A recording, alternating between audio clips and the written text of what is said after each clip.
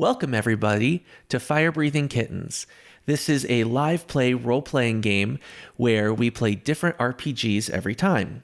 Today, we are playing using the mechanics of Sexy Battle Wizards, which is available online for free. If you Google it, you will find it. It's simple and easy to play and very fun. Today, we are joined by Edgar Luminer. Hello, I am glad to be joining. I'm going to be wearing a nice blouse, a nice white blouse. It's open down to show off my chest hair today with some tight green pants. I'm very excited to be here. Very good. And we are joined by Divan. Hi, everybody. Divan here. I have not been in here yet. I am a 5'7" human. I have robin blue hair. I am pale skinned with emerald green eyes. I wear various steampunk inspired gear, typically a white brown leather jacket with various gold buckles, a gold gear like necklace, a brown leather vest under with engraved leather pants, and brown boots. Very good. And we have Alastair. Hello, happy to be here. Alastair's wearing some nice, a practical leather gear. He's got his nice rings and opulent kind of like jewelry, but it looks a little worn. He's got all manner of bangles and baubles and scrolls and potion bottles along his tool belt. Perfect. And like I said, we are playing with Sexy Battle Wizards today. It is where you have to journey to the Sexy Battle Wizard Academy and get your transformation. And you have 3 stats, Sexy Battle and Wizard. And can each of you go ahead and tell me what are your stats for Sexy Battle and Wizard? Edgar? Sure. Edgar's got a sexy of 2, a battle of 3, but he's not very wizard. His wizard is 1. Got it. Divan? Hello, everybody. My sexy is 1, my battle is 3, and my wizard is 2. Got it. And Alastair? Hi, my wizard is 3, my battle is 2, and my sexy is 1. Okay. All right. So not the sexiest group going on today. That's okay. There are other ways to get through things.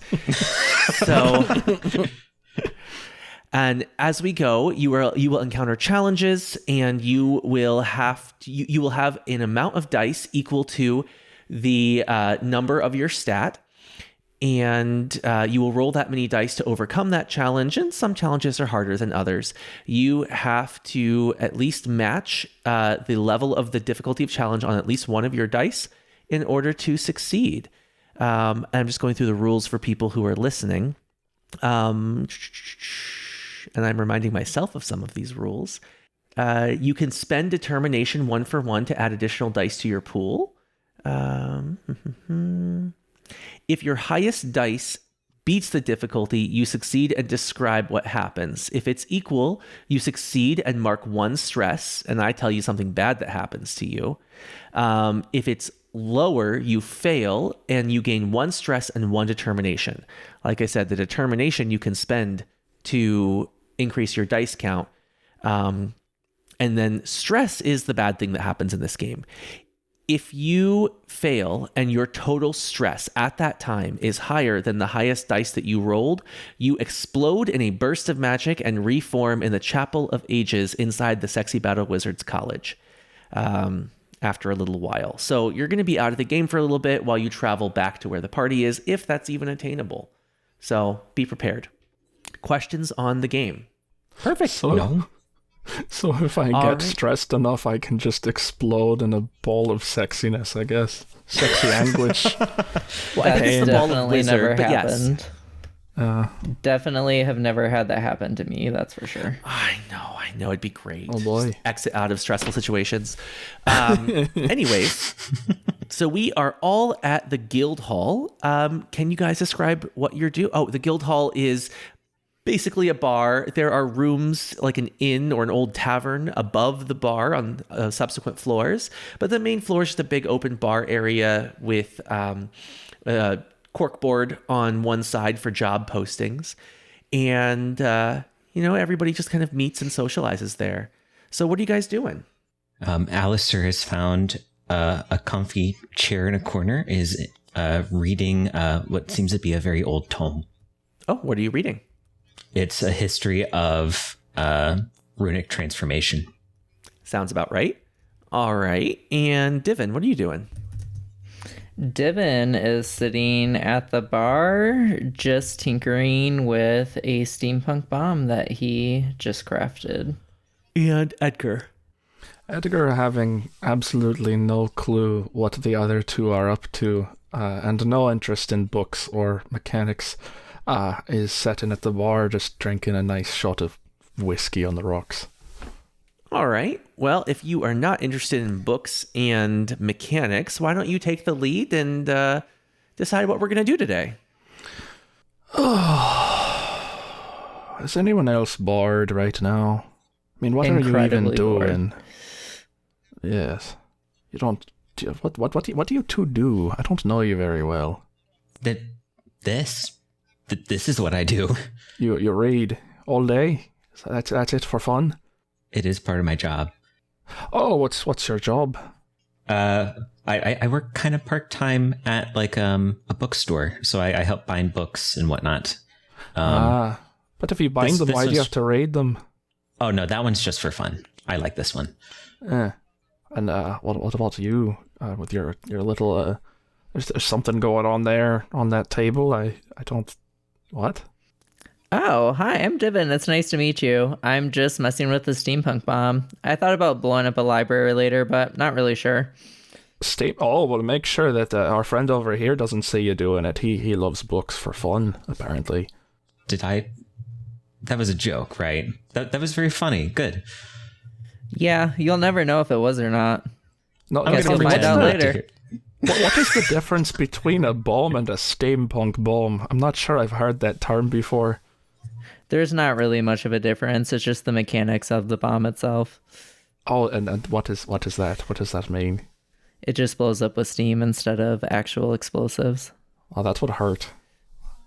Only if I want it to. Oh, goodness. Well, I guess we're sitting here reading and hoping that this fellow over here doesn't blow up a library later, or at least maybe he's hoping that he does burn the library down. I'm not sure.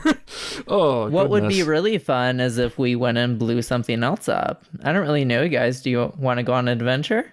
If we can find someone who deserves being blown up, I am very well behind you. I could use a little explosions right now. I'm it's sure probably we could. Most people. I'm sure we could probably find like a decrepit building that's marked for demolition. There's that, but there's also yes. That sounds more proper than blowing up a library. I don't know. This one's right. There's a lot of evil people on this earth. In the Do you library? know any evil people? I do. I don't know where I could find them. I've been looking for some of them for quite a while, but if I run into them, I wouldn't mind strapping a nice steampunk bomb or whatever you called it onto his chest. I can even enchant it to make it have fire so that it burns them alive too. Oh, that's lovely. I think I like Pretty this one. dark. Who are my friends? I think we can be friends here, but you're just a little bit of a nerd, but I respect it. I suppose. Oh, I own it. I know it. I'm more than a little bit of a nerd. It's fun. Wonderful. Yes. Well, let's go blow something up then. With consent. Maybe not. Ew. So Divan walks up to the quest board and takes a gander at all the quests that are up there. You actually only see one quest listed at the moment. It says, Dear fire-breathing kittens, there is trouble in Fovath Lamara. The Pale Throne is at it again and must be stopped. Lives are on the line. Come and meet me in Emapham Bog outside the city. Sincerely, Edith. Hey friends, it looks like we need to blow up some pale people at Emapham Bog. Do you want to do it? I'm sorry, what now? This is first of all, this seems like a slow day. Everybody's got something going on, or there's like a real shortage of quests. That's interesting. It's like fate is pointing us in this direction. And this I know I don't know you two very well yet, but this is my hometown. And Sounds like the people that I've been looking for quite some time are just back at it at home. So I think those bombs will be very useful. It sounds like they need assistance of some sort, and perhaps bombs might be helpful. Bombs are always helpful. When are they not? That's valid. That's a valid point. Okay, Right. so you guys want to go to Phoboth Lamara? It sounds like we're pointed that way. Okay, you guys will have to figure out how to get there. It is about a 2-week journey through wilderness and boglands, or it is also near the coast, and a lot of people do get there by ship in about a day. I mean, How do you... I do know someone with a boat, though I don't know how happy he would be to see me yet again. Mm-hmm. Does that sound good? We might need money. Do we have money? You do have money. You are halfway through the season. Fabulous. That'll do. There has been quite a lot of treasure being accumulated. In that case, would we like to go to the docks? My friend Jeremy is the captain of a boat. Wonderful. I do love a sea adventure. Fabulous. I don't know if I like open water that much, but we can go on a boat. All right, Alastair, take the lead. Alrighty. So I imagine it doesn't take us too long to get to the docks. No, you know where it is. Perfect. So we go there. Is like Jeremy's ship like far away, or is it just like front and center? Like, do I have to find it? You do wander around a while, but you do recognize Jeremy's ship. Here it is, friends. Let's go. I'm gonna go introduce you guys to Jeremy, and be on our best behavior because he doesn't like doing favors for me. But we're gonna try. Jeremy, hello. It's me. You see that nobody seems to acknowledge that anything has been said. The ship is kind of docked and there's ropes, but the gangplank is not down. But I don't think anyone on board heard you. Is anyone there as Divan throws a bomb up in the air and causes an explosion? Oh, Okay, well we're not in battle mechanics yet, but I'm like, oh, how can I have you roll to see if there's collateral damage? Well, just what kind of bomb? Just go like what happens when you throw this? Just a normal steampunk bomb. I didn't enchant it or anything. Okay, just a regular explosion. Yep, of steam. Okay, all right, perfect. Oh, it actually makes steam. Okay. All right. You see a figure come rushing out from under the deck. He draws a slender sword off of his back and calls out, "Who's there? What's happening?" He has an eye patch over one eye and a billowy white shirt. Hi, friend. We were wondering if you could get us to this bog place we're supposed to go to. Just needed to get your attention is all. My name's Divan. How are you? Well, all right. You have my attention. Jesus. So sorry about that. Hi, good to see you again. Yeah, that was exciting, wasn't it? that was quite something. Every day you're around is exciting. Well, thank you. Is Jeremy around? Jeremy? No, he's on vacation for his niece's birthday. Oh dear. I imagine that means the ship is out of commission for a while. Well, I mean, I'm holding down the fort here. She still sails just fine. Do you think your friend would mind if we take it for a little joyride, just a little bit down the coast, and then bring it back before he gets back? It's a lot of backs. My apologies. Well, I don't think he'd have to know per se. What's in it for me? It sounds like you want to sail Alastair, so there's that. A little more quality time. That would be nice. Quality time. You really know how to swoon a man. All right, get Oh, on I board. know. Thank you. He lowers down the gangplank. Oh my, Divan, I didn't know your friend here had a little flirty streak in him.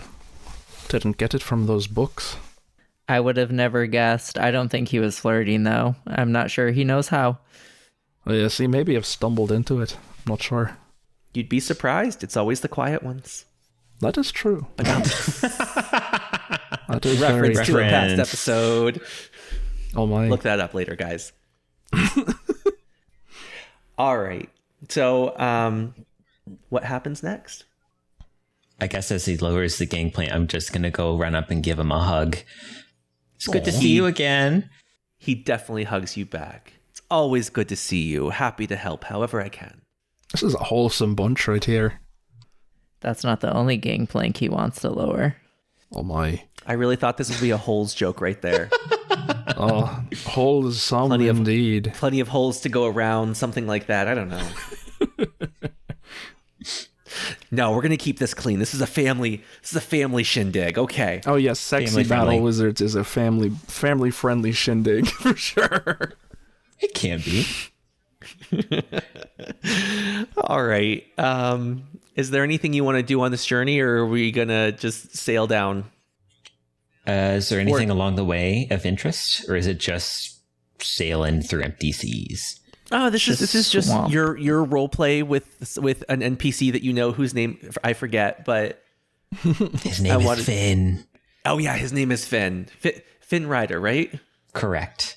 Okay, that's It's right. like Flynn Rider, but not. You know, I've been told that a lot of my NPCs I make are a little on the nose. Yes, it is. Very nice. But for copyright reasons, it's Finn and not Flynn. I see what you did there. Yeah. But no, Alastair, well, this part of the adventure is up to you. If you want to establish any role play, establish anything for your character's backstory here, or if not, we can just arrive. So will he be like the one like captaining the ship? Yeah, there's really, I mean, it's not a very big boat. You don't need a whole crew to sail it.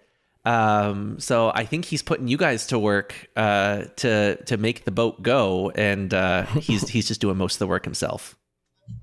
Do I know how to do that? Well, he has to instruct you. You know, there's lots of those moments where he's putting his hand over yours and showing you how to tie the knots, and giving it that really good squeeze, all that kind of stuff. It's Oh, like this a is a wonderful- flirtatious... Sorry, go ahead. No, go. Sorry. It's like a flirtatious training montage. I love it. Yeah, that's really kind of what I was pushing. imagining. Yeah. He's really pushing the romance arc here. Uh-huh. This is mild. What are you talking about? This is a wonderful education setting. I'd love to have more trainings. I'd love to learn how to do this more. And Edgar just we can leans show you over. all kinds of things to do with these knots. I'm sure. And Edgar just leaves over to Divan and is just like, he really has no idea what he's saying, does he? I don't know if he actually does. It's really interesting and fun to watch, though. That's cute. He does not, for the reference. Uh-huh. All right, so yeah, training montage. We learn about knots. We learn about sailing, stare into the ocean together. Moving on. The boat approaches a just very depressing looking landscape. It's very wet and marshy. There is a small dock jutting out into the ocean in a little bay, but it is not inviting. No, that's my home right there. Yeah, I know not that as far sight as when the I eye see can it. see. Unfortunately, that's where I'm from. Yeah, Oh, why don't you yes. tell us a little bit about it? Well, it's a big old piece of shit, really. It's a big pit of mud and water and bacteria, I'm sure, but I don't know that Edgar knows Yeah. about bacteria.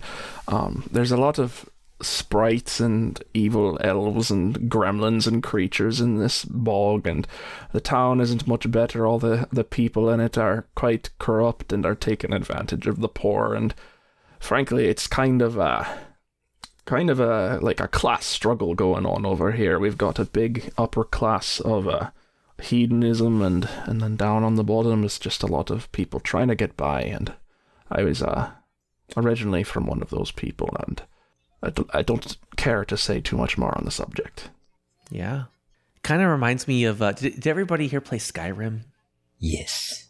Yeah, Divan, what was that town, like the Assassin's Town? The Assassin's Town, Dawnstar?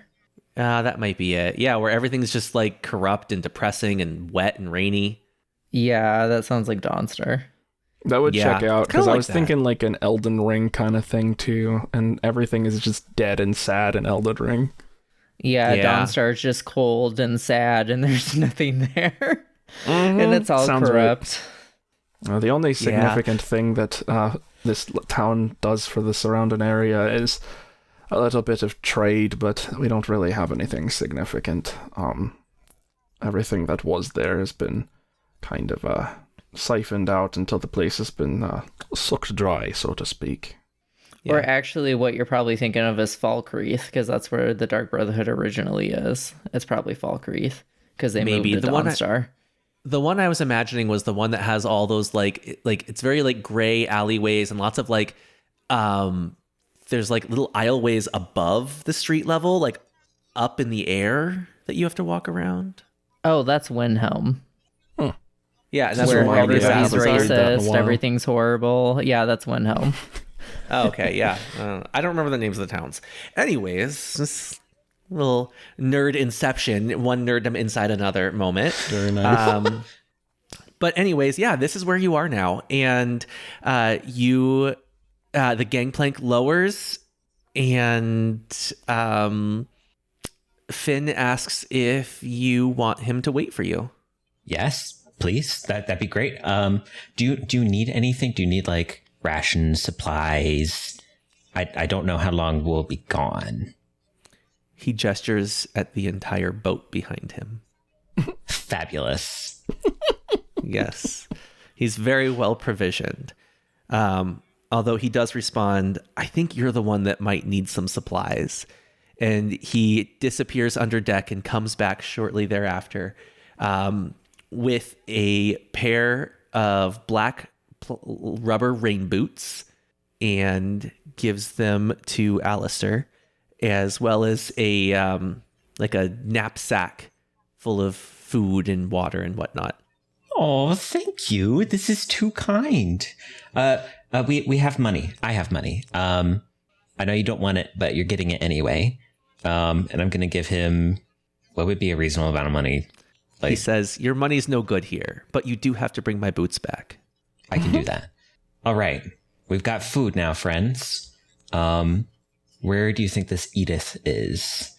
Now, if I had to guess, knowing that she's writing something about the Pale Throne, she's probably a traitor of the upper class or someone struggling in the lower class. Either way, she'd be probably in the downtown region. I could be wrong, but I think it's best to head to the center of town, see what we can find.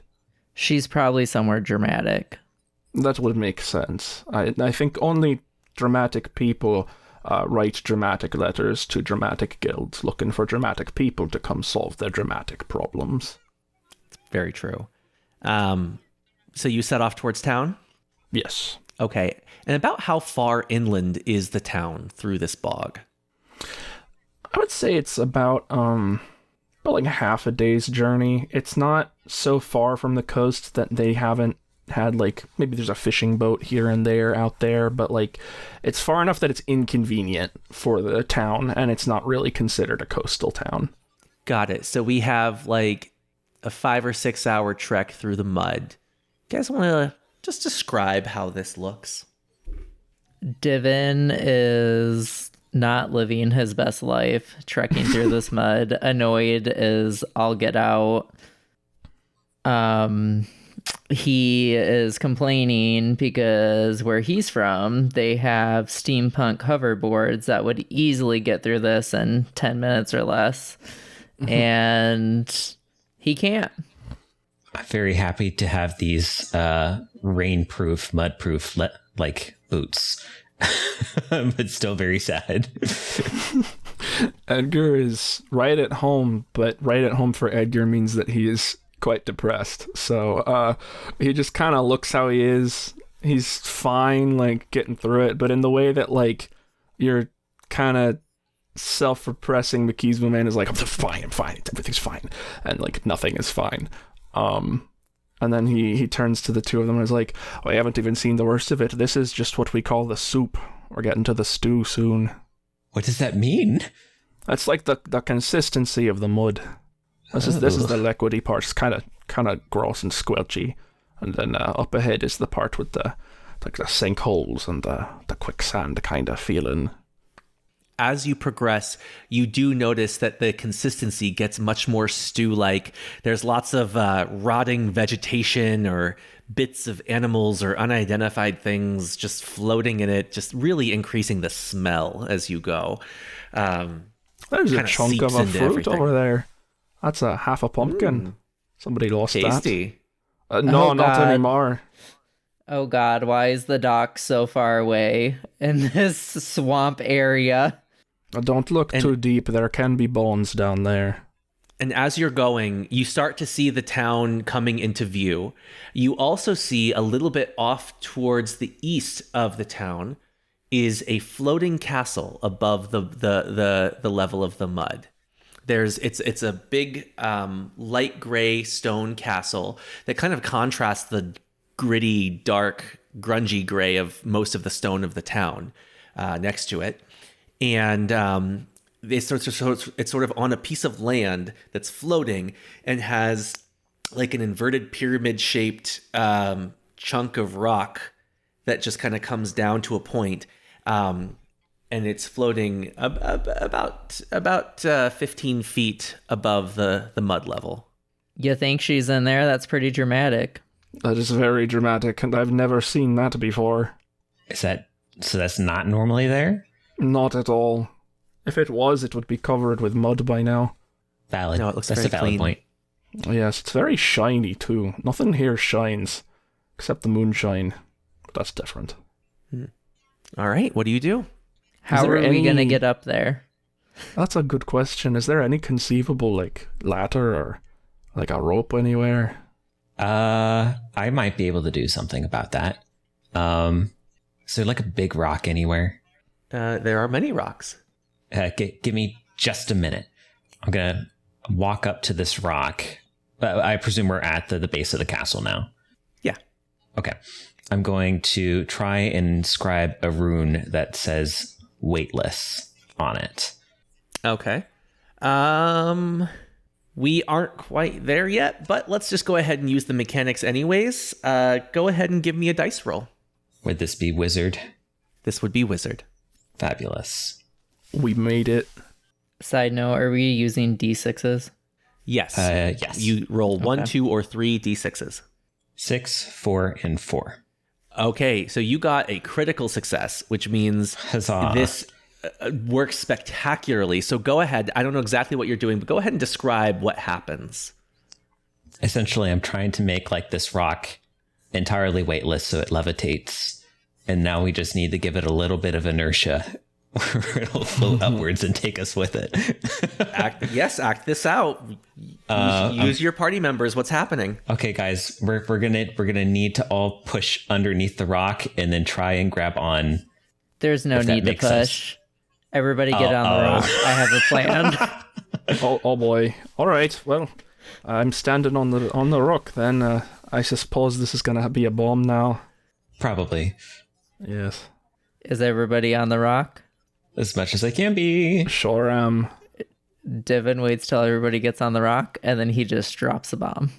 Okay, now I'm going to say this is battle, right? We are rolling to see how well we positioned the bomb to get the correct vector here. Oh, we're just gonna go sideways. Okay, I rolled a 5. You only have 1 in battle, I have 3 in battle. so you roll 3 dice, right? Yeah, I did a 5, 2, and 3. Perfect. All right. Yes, with a 5, that is more than enough to successfully position your bomb, and this levitating rock sails upwards towards the castle. As you get closer very rapidly, you see there is a courtyard, or like an entryway, that has a rolled up rope ladder on it, and a large wooden door into the castle. Do we jump? Do we jump as we go by? I didn't think that far. That's the question. That is the question. Do you jump? Edgar is gonna kind of like lean forward and just like 2-hand grab at this rope and see if he can like kind of swing on, and then just shouts to them, "Grab on!" Divan grabs Edgar. I do as well. Yeah. Yes, as the rock goes sailing by, the three of you grab on to this rolled up rope ladder and lurch yourself onto the courtyard. Oh, well, that was sure a moment that took place. Those bombs are quite useful, though. I didn't imagine so many non-explosive, not explosive, non-Kellen kind of relations, but they're quite the smart one right there. Oh, I can make them explosive. It just depends on what I want to do with them.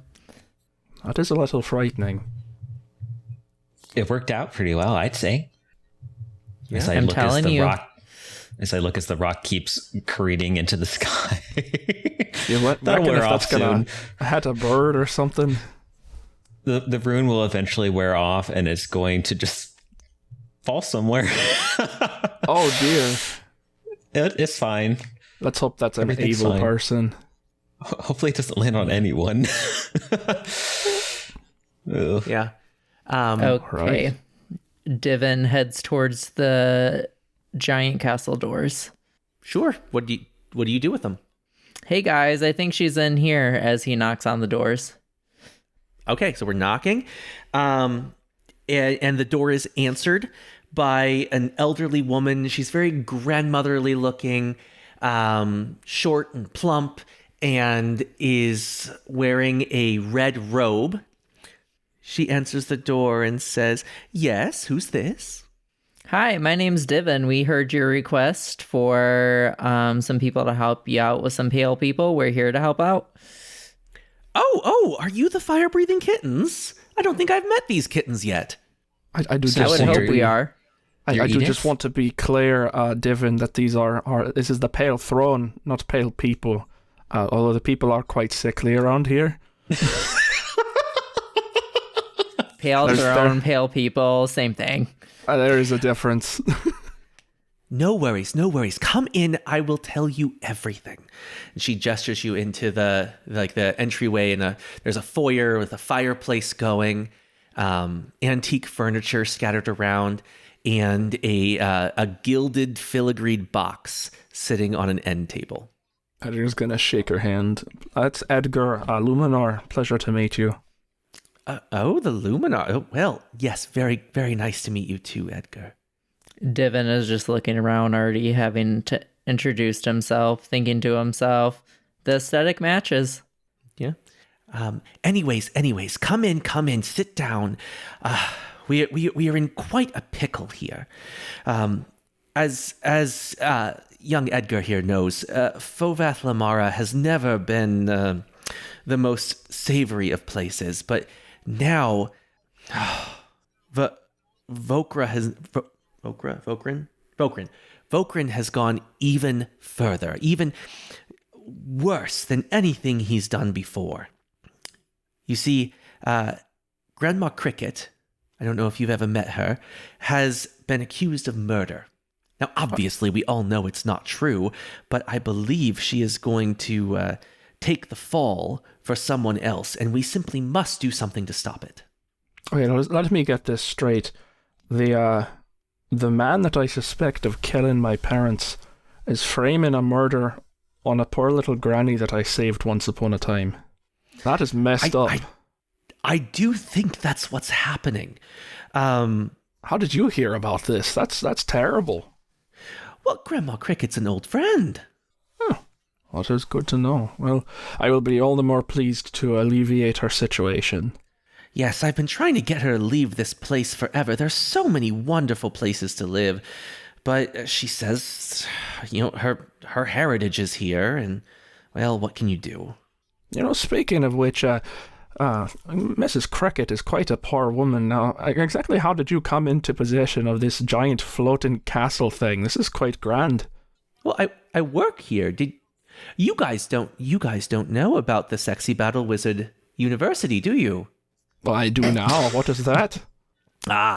So I am employed by Frida Frost. Right? She is very powerful and wealthy, and this is all hers. And my job is to travel around in this castle. It moves, and find problems in the world and enable adventurers like yourselves to gain the skills to fix those problems. Like so. And she opens up the chest on that end table and draws out a large gold and ruby ring. She slips it on her finger, and before your eyes, she transforms. There's a flash of red light, and suddenly she is still herself, but somewhat not. She's taller and more shapely. The lines in her face have eased, and her features have become sharp and exotic. Her robe transforms into a diaphanous red gown that shows what is suddenly very full cleavage for a woman her age. And she stands before you about 6 inches taller than she was, and gestures down at herself. You see, you gain the power to make things happen, as it were. And as she says this, she snaps her fingers and a ball of fire appears in her hand. Oh my! You have become, pardon my language, you've become quite sexy, but aye. Yes. That is the power in these trinkets. They enable you to unlock the best version of yourself, the version that can beguile your way past guards, magic your way through any challenge. You gain better focus of your own natural qualities. I could do with a little bit of that. Could I have some of that? Absolutely. Here, everyone, rummage around through here and find something that speaks to you. And there's all manner of jewelry inside. You can tell people what you pick. Oh, yes. What's Edgar... the catch? There's always a catch. There's no catch. There's no catch. We give this to people who are going to do good in the world with it. Of course, it's not yours to keep. You do have to give it back. But, we're always here and available when wrongs need righted in the world. And we're here to help. And you just know we're good people because we're here? Well, no, because you're kittens. That's valid. Okay. We always use the fire-breathing kittens. Besides for the occasional arson, you all do really well. I think that's mostly our friend over here, now that I know. Arson, absolutely not. Never done in my life. I don't As believe Divan that. Okay. is looking through the chest, he pulls out a small little white opaque pearl like jewel, and then he places it in his gear cog necklace. Okay, describe what happens. So as he places this jewel, give me a minute here. Just give me a minute. As he places this jewel, his shirt just unnaturally rips off, showing his abs and musculature and just a little bit of sweat, just enough of a sparkle. Sparkles gleam around his eyes as his jaw and face look more defined. His eyes glow a seductive green as he looks at the rest of the group. Hey, I think this might have worked. I kind of feel weird. Oh, you don't look weird, laddie. Let me tell you that. And then Holy Edgar Toledo. pulls out. Edgar's gonna pull out a kind of necklace that is an emerald snake on a gold chain, and he puts it around his neck. And Nothing seems to be happening at first until just kind of like we saw with Edith, he starts growing a little taller. He was already 6'4", so he was already quite tall. And he is now standing at nearly 7 feet tall. He's got very long legs, especially. His muscles don't exactly fill out, but they become a little more toned.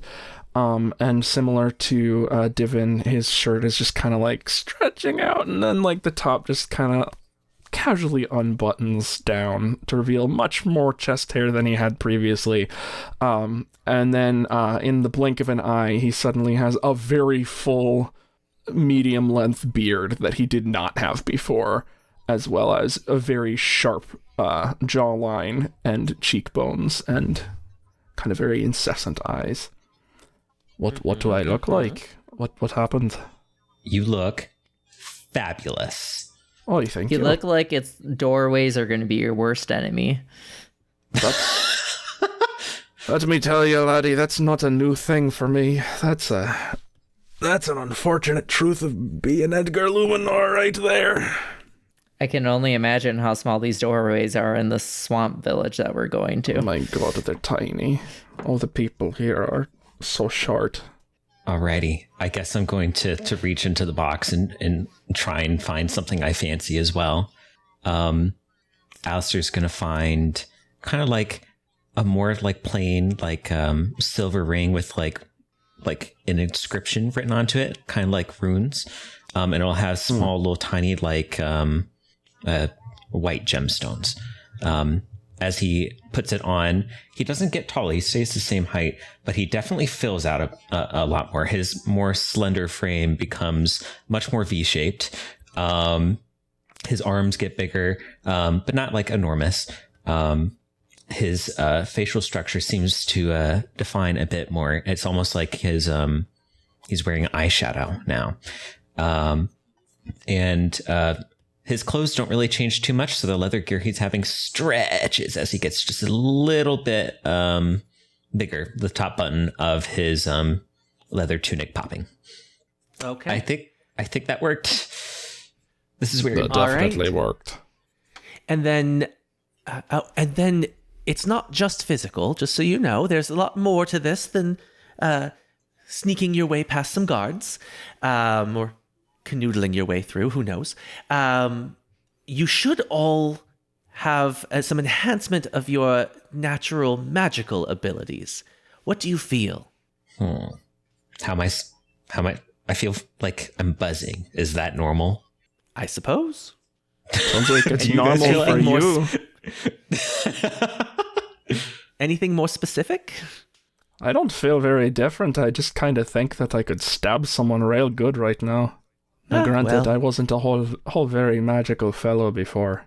I can sometimes That's fair. glance into the patterns of the future, but I don't really like to do that. Yeah. I feel like I could blow up the entire town. Let's go. Please don't do about that. how I normally feel. I suppose some people are a bit more physical minded.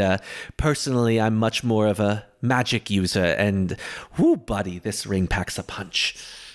That is terrifying. Okay. Anyways, you should all be in much better states to survive this town. Good luck.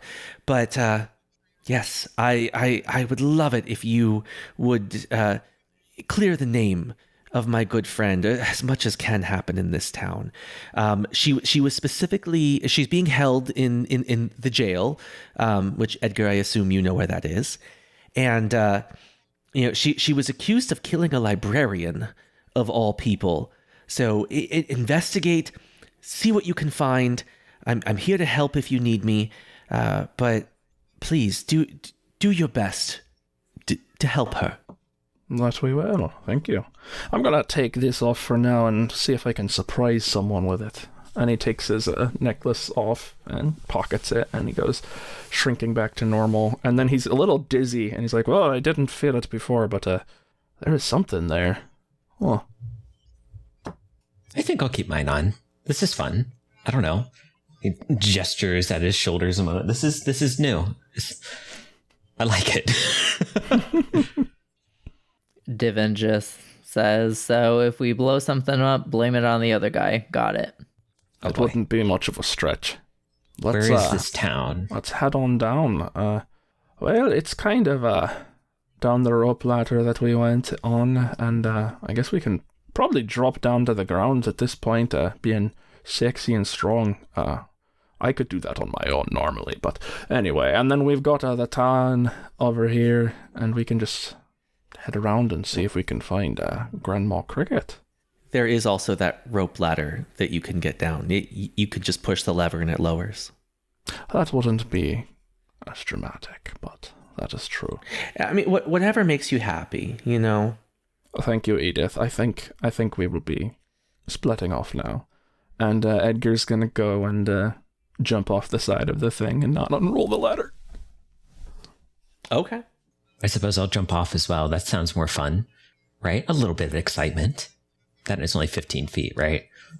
Yes. Fabulous. Divan also follows.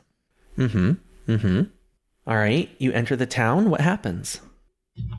What do we see? Well, you see just a large town, very dilapidated, very grungy, muddy, depressing. There's a light drizzle going on. It seems like this whole place is a jail. Where's the jail actually at? It is a bit of a mental jail for sure. The actual jail is down the back street over here. They keep it around this corner and facing Main Street, so everyone knows what to be afraid of. I'm gonna lead them over there. Okay. Yeah, there's you see the jail. Unfortunately, it is not like most jails that you would have with some privacy. It is apparently intended to be publicly shaming. All of the cells face outwards, with the bars separating them from passersby, and just the prisoners on full display. What does this Grandma Cricket look like? Is she an actual cricket? Oh no, that would be funny. No, she's just a very grandmotherly type. She wears a lot of blue, although I don't know if they'd let her do that in prison. She's got her little white bun on her head, very kind eyes, very wrinkly face. Looks as though if someone were to give her too much of a kiss, she might puff up and explode. If that makes any sense. She's a bit hunched, but she's most recognizable for how sweet she is. You identify her huddled up in a cell. Her blue gown is gown. It's a humble dress. Is stained with mud and a little bit of blood on the shoulder there, and she looks like she's quite worse for wear. Mrs. Cricket, did someone stab you? Where's that blood from? Oh, I think that was from my nose. I tried to give them a good what for when they came for me. Oh, that is quite unlike you. Now, what were they doing? Well, they came and they said that I killed someone. Could you believe it? Well, no. You're usually quite peaceful. Well, I try to be, although some certainly make it easier than others. True.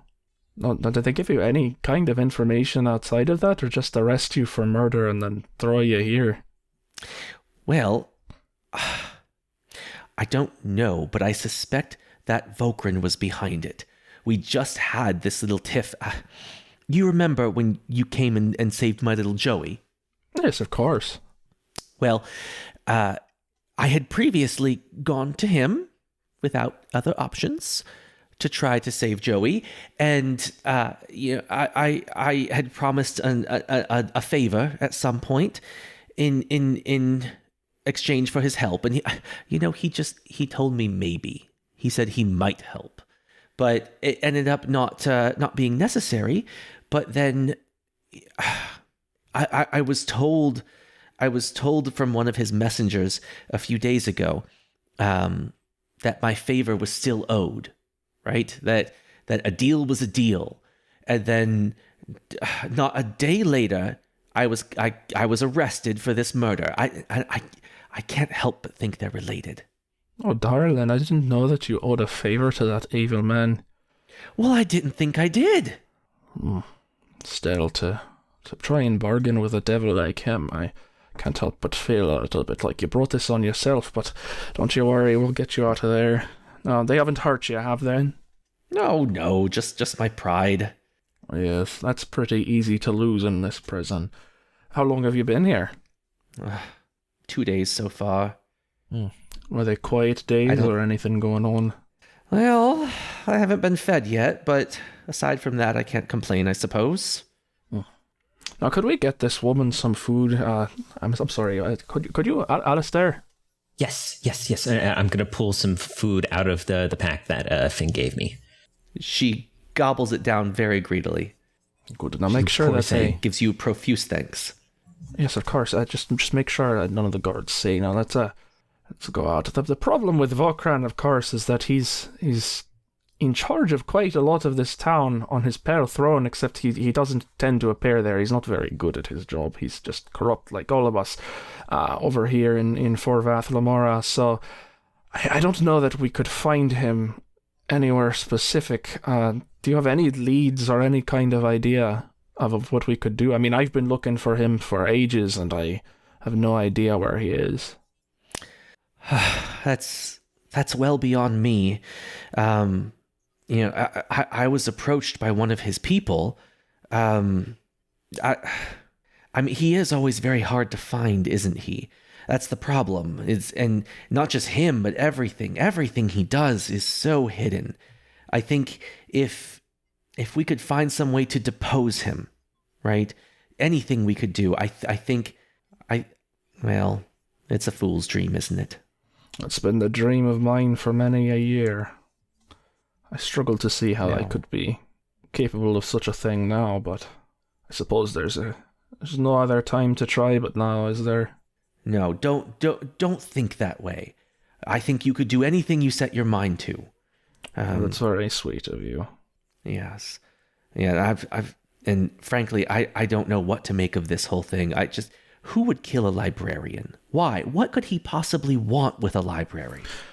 Well, knowing Vokran, he might have been hiding some kind of history he doesn't want out there. But speaking of that, what library? Let's go on down to the library now. Now, Divan and Alastair, are you ready to go? You want to head on over to the library and see what's going on? Yes. I did say I wanted to blow up a library. Yes. This one does service the poor, though, so I don't know that we should be blowing it up, per se. We can blow it up and make a better one. So long as you promise a better one. I don't want to hurt these people. And we're going to head out. As you walk up to the library, you do see a dilapidated building like all the others. It's large, and the difference is that this one has large open windows, whereas that's fairly rare here. You walk in, and there is some caution tape closing it off. There's a large entryway with a desk that no one seems to be sitting at anymore. You see many aisles of books in the background, and just a large tome and a big feather quill on the front desk. No, I must admit I've not been in a library very often, so Alastair, how about you tell me what you think you're seeing? Let's see. First thing I'm going to see, is there any sort of... does it follow the Dewey Decimal System? Are things sorted in a specific way, or Good are they place just to start? Yeah. Oh yes, they're very clearly labeled. There's along every aisle there's a sign saying what section they read off: history, magic, art, comedy, adventure, fantasy, horror, children, cooking, self-help, business, religion. Very specific. What do we think our not friend Vokran would try to hide? Well, any great deal of things. Let me see. The many things they've suspected him for that I'd be unsurprised to hear he's guilty of is all kinds of racketeering. There's a drug business that he's kind of involved in, sort of a cartel. He murders people that are his political enemies. Whenever an uprising starts, he quells it with an iron fist pretty quickly.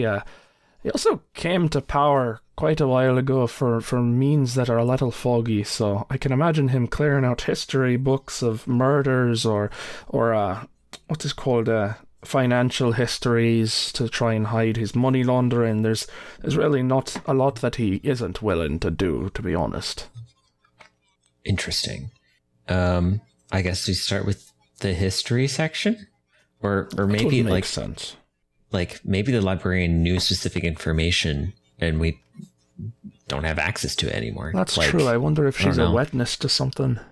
Is there like a crime scene? Like, is there like crime tape? Yes, that was the crime tape that you passed by as you walked in, surrounding that the front desk. So it wasn't near a particular section or anything like that. No, the librarian was stationed at the front desk to help guide people. All right, I guess we can take a look around there. Is there anyone around here investigating the crime scene, or is this just a taped up section? I Just mean, if taped up. if it was a whole farce investigation, they're probably not trying all that hard. Let's see if they cleaned up any of it. You do see some blood stains on the ground where it looks like something was cleaned up. There's a few droplets on the desk as well, and that large feather quill and inkwell has been knocked over, and ink is spreading or has spread along the desk. Divan opens up the large tome and searches through it for any answers. The large tome is mostly blank pages. The initial part is the first page says visitor's log, and then there's a series of names. You see that the most recent name is Arst Thronrobber. Oh, that's quite telling. Have either of you ever run into this man? I have not. Do you recognize him? He's kind of an evil tooth fairy, for lack of a better word. He seems very dentist themed, and he offered me information previously when I was stuck in this really long, boring shop thing that was kind of freaking me out. Do we know where he resides? Does he live here?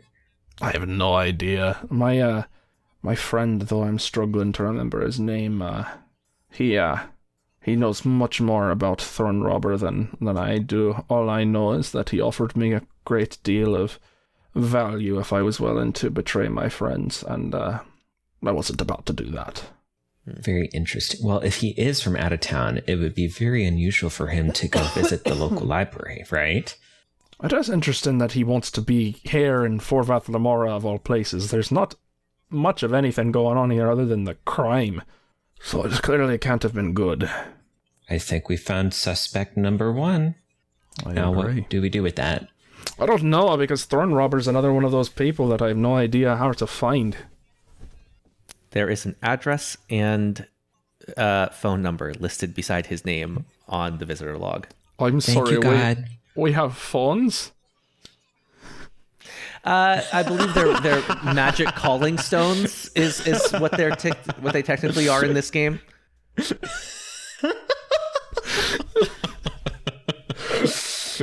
In the past, my impression is that it's much like a woman's compact with the mirror and something down here, and you open it up and it calls through magic. Yes. Oh my goodness. Yes, we have phones. And the villain is just, alright, well, he gave an address. Let's go see if this address is real, I guess. I can't imagine if I was trying to get away with a crime if I put my address and phone number down. But let's go follow it. Sure. You find your way to the address listed. It is an impressive estate for this town. It's a large, imposing stone house with a gated entryway. The kind of place where you imagine somebody has a butler. And, yeah. All right, Devin. I think this right here is a time for your bomb. Why don't you go ahead and blow something up for us? As you say, Divan attempts to enchant one of his bombs with fire magic and throws it at the gate. All right, give us a roll. Sweet babies. Had a 5 and a 3. All right, you succeed. Go ahead and tell us what happened. So, as this bomb is thrown at the gate, it explodes and completely demolishes the entire gate, and the stone wall kind of crumbles around it. I think we made our first impression. Boy, that's it. Let's go on in here. A series of guards appear. Oh, damn it. They Hey, are could you have another armed one of and those look things? very angry. I have a ton of bombs. I think we should get rid of this crowd real quick. Can you bomb them? Sure. Divan attempts to enchant his bomb with paralysis magic. Let me go ahead and roll. Does make me wonder how many bombs Devin's got, but I'm pleased. I rolled mean- a 2 and a 5. A 2 and a 5. All right, describe what happens. So Divan throws this bomb towards the guards as a mist of yellow paralysis magic just rains upon them. All right, so we're not killing them. No. Well, that's a shame. Yeah, They you might be innocent. successfully Who knows? make this happen. That happens. They collapse down to the ground, and you can step over their comatose bodies and enter the area. Now, quick, now, this is a little trick that I learned on the street. This is when we steal all their money. And then Edgar's going to start patting them down and taking every valuable thing they own. Sure. Yeah, you find not a lot. They're common guards, but yeah, they all have wallets. You can rob them. To make clear, Alistair's this just money's going going to a to good watch. cause. That good cause being my purse. Divan Absolutely, is yes. already at the front door. Hey, wait up! And I run up. Mm-hmm. Did anybody come out of the house when the bomb went off? Well, the guards did, yes, but you They came dealt out with of them. the house, not from the street or something like that. Yes, out of the Got house. it. Forbath doesn't exactly have police officers that care very much. No. Divan So yeah, attempts you to were- open the door. It opens and you are in the house. This man gave us it an is- address and a phone number and has an unlocked door and a whole bunch of guards that we can knock out. This is wonderful. Everything's going wonderfully. Well, yeah, you did. He had a full armed regiment, and yep, you took him out. So, yeah, it's a large house. It is. Everything is very old and expensive. This house feels like old money. Disgusting. This is the nicest house I've seen in this entire swamp. Do you think there's more guards? Probably. Do you want to find How do them you like proceed? this, or do we want to have another bomb ready? I mean, we could always save one to see who it is. Like, you should be able to recognize this Arst fellow, right? Yes, I remember kind of what he sounds like. I don't think I remember quite what he looks like. It was a very strange adventure. He looks extremely memorable. He's a fairy. He's small, and imagine like the tooth fairy is really like nice and innocent. The bone fairies, which is what he is a much larger, nastier version. They stand about 3 feet tall, pale white skin, the very gaunt, and the bones showing through all the flesh, with long fingers with sharp nails meant for prying the bones out of people's bodies. So scratch that, he actually looks like a little devil. I kind of hate him. Yes, he does. Mm-hmm. So we're looking for a tiny gremlin in a mansion. Got That it. is right. Yes. Tiny gremlin Yes. in a mansion who looks not unlike the gargoyles he uses to decorate his house. Pretty much, yes. Maybe they're supposed to be images of himself. That would not surprise me if he wanted people to worship him. That's a common thing here. Yes. See, if he were here, he'd probably be aware of the bomb that went off outside. So either he's hiding or running or waiting. We could blow up the entire house and find out. That seems a little hasty. I was willing to get the gate, but we don't know who else is in here. Well, that, and I think we need him alive to be able to make sure Grandma Cricket's off the hook. Yes, my friend Wilford also would probably want a word with him first. Where do you guys want to look first? Knowing terrible people like this like to kind of stand in rooms where they can be the boss of everything, I kind of imagine he'd be up at the top of the tower. That sounds There like a is good a place to check. large double staircase that leads up to the next level above. No, that's right there. That's Okay. Throne Robber. That's him. That's got to be. All right, yeah. You proceed up the staircase. At the top of it, you do find a large double door with, more gold leaf accenting. Seems like a nerve. fancy room. Yes, the nerve of this man to have gold leafing while there are children starving in the streets. I think maybe it is time for another bomb. Let's show him who's really the boss of this place then. If we want to use another bomb, we can. Okay. You can always say no, my pal. I'm just saying, you seem to be eager to blow things up, and I kind of think this is a good chance to do so. I will warn you as the DM that you are in a small enclosed indoor space. Do as you will, but Let's blow it up. So, he's going to attempt to enchant the bomb with air magic. okay. The highest I rolled was a 3 out of 2 rolls. Okay. That does fail.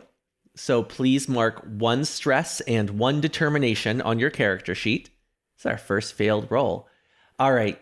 And what happens is you throw a bomb enchanted with air magic, but instead of exploding the door, that air rushes back towards you. It strikes you in the chest, and you are thrown backwards off of the edge of this balcony and down to the floor below you, where the stairs, because there's a hallway entryway, and then the stairs wrap around like this. You are now back on the floor on the first level, having just fallen down about 20 feet. Ow. Well, that didn't work. My magic sometimes comes and goes, whether it works or not. It's fun, though. Are you okay? That did not. Oh God. I'm fine. You could take a beating too. That's crazy. Oi. In that case, I'm gonna just see if I can open the door. Oh my Yes, God. the If they're door just opens. unlocked. Oh my God. Why is this man so insecure? Oh my goodness. Let's just walk on in. What's on the other side?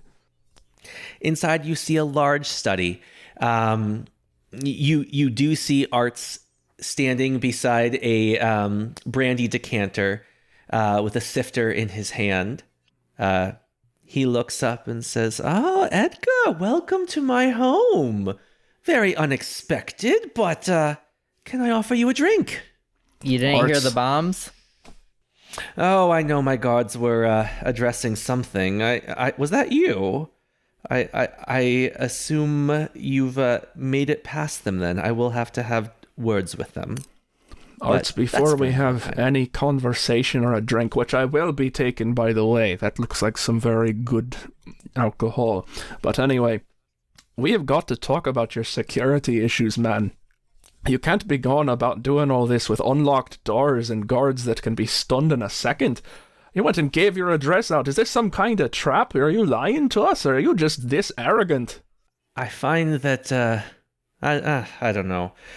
I'm not exactly the most fragile person, but I can see where you're coming from. You're made out of bones, man.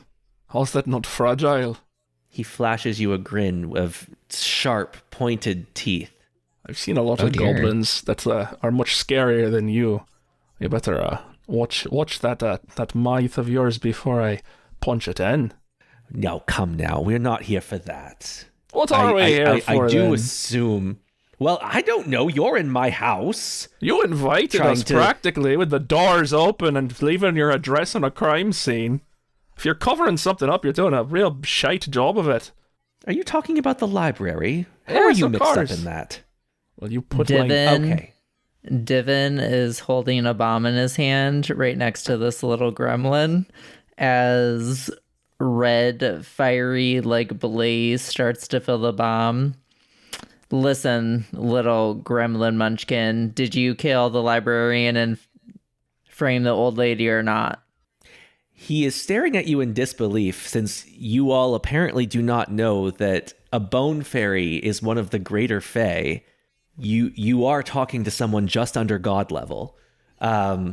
Just a heads up. They are quite fearsome. We're trying to blow up his house. You can try, but just be warned. This is fantastic because Edgar knows none of that at all. And his entire belief is that this is a dude made of bones. No, this is Oberon and Titania level people. But he simply says, no, I did not have anything to do with the librarian, poor soul. I think he was collateral damage in a bit of a power struggle. A power struggle between who? Well, who else? Between Vokran and myself. Who else has any power in this godforsaken town?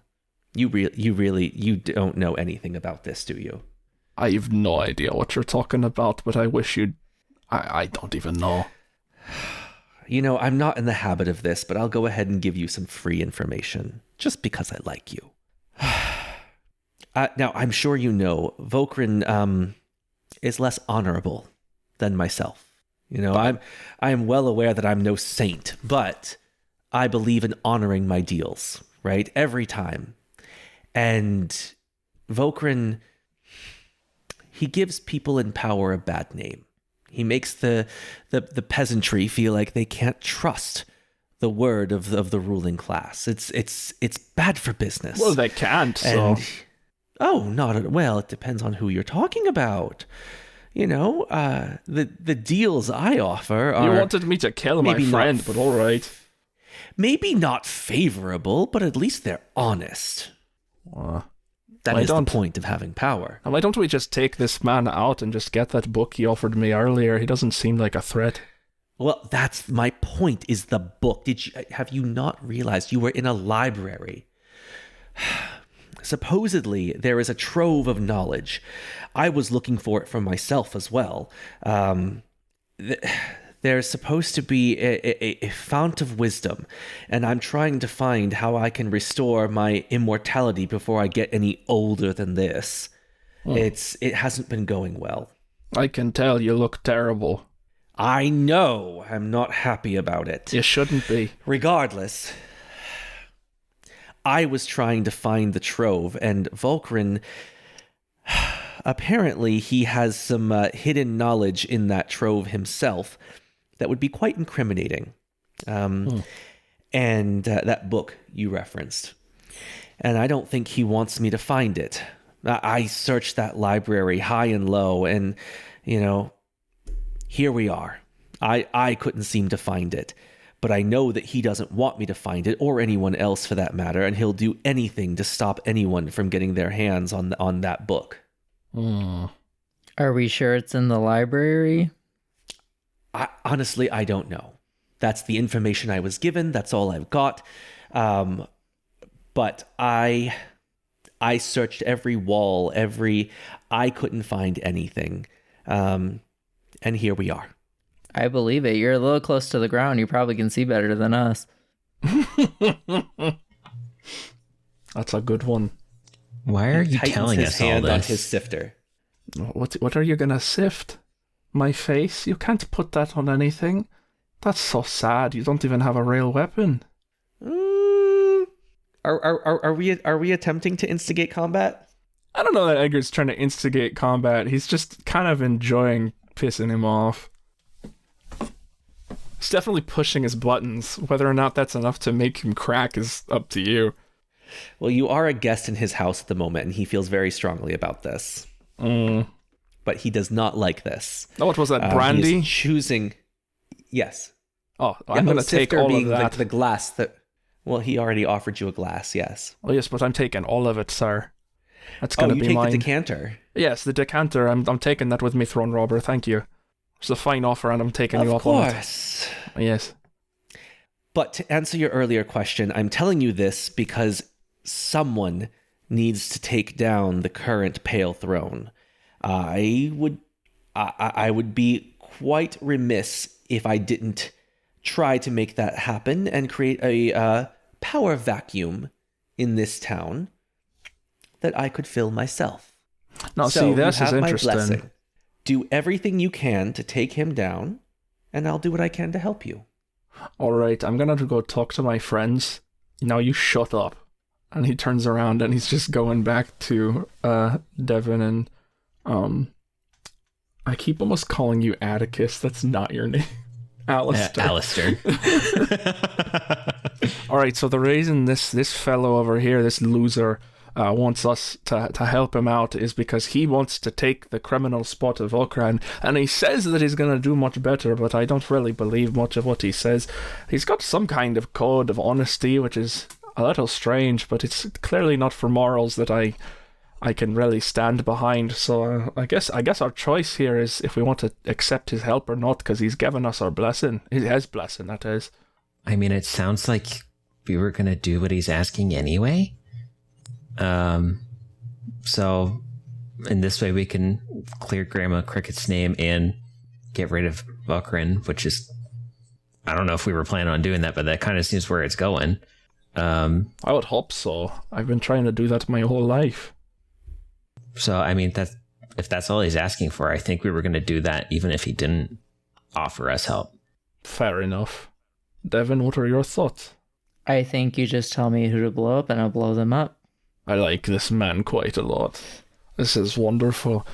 And then he's going to turn around and go back to Throne Robber, and he has drank all of the brandy, and he just puts the decanter back on the table with a little more force than is necessary, probably because he drank all the brandy, and then turns to him and says, "Throne Robber, I may not like your face very much, but I will go along with your words.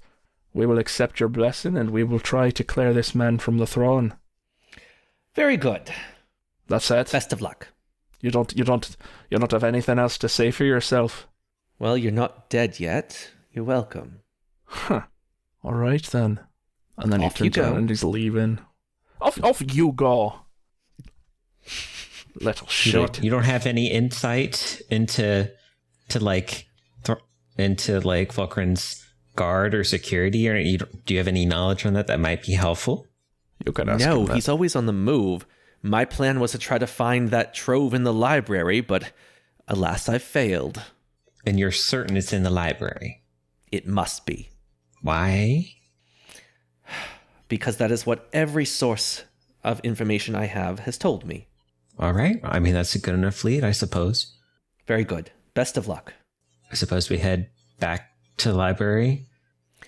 And on that note, we are going to take a small break, an intermission, if you will, while our team tries to figure out how to find what could not be found.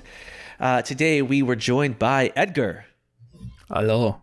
Divan, Hey, y'all. and Alastair. Hello. And we'll be back in just a moment.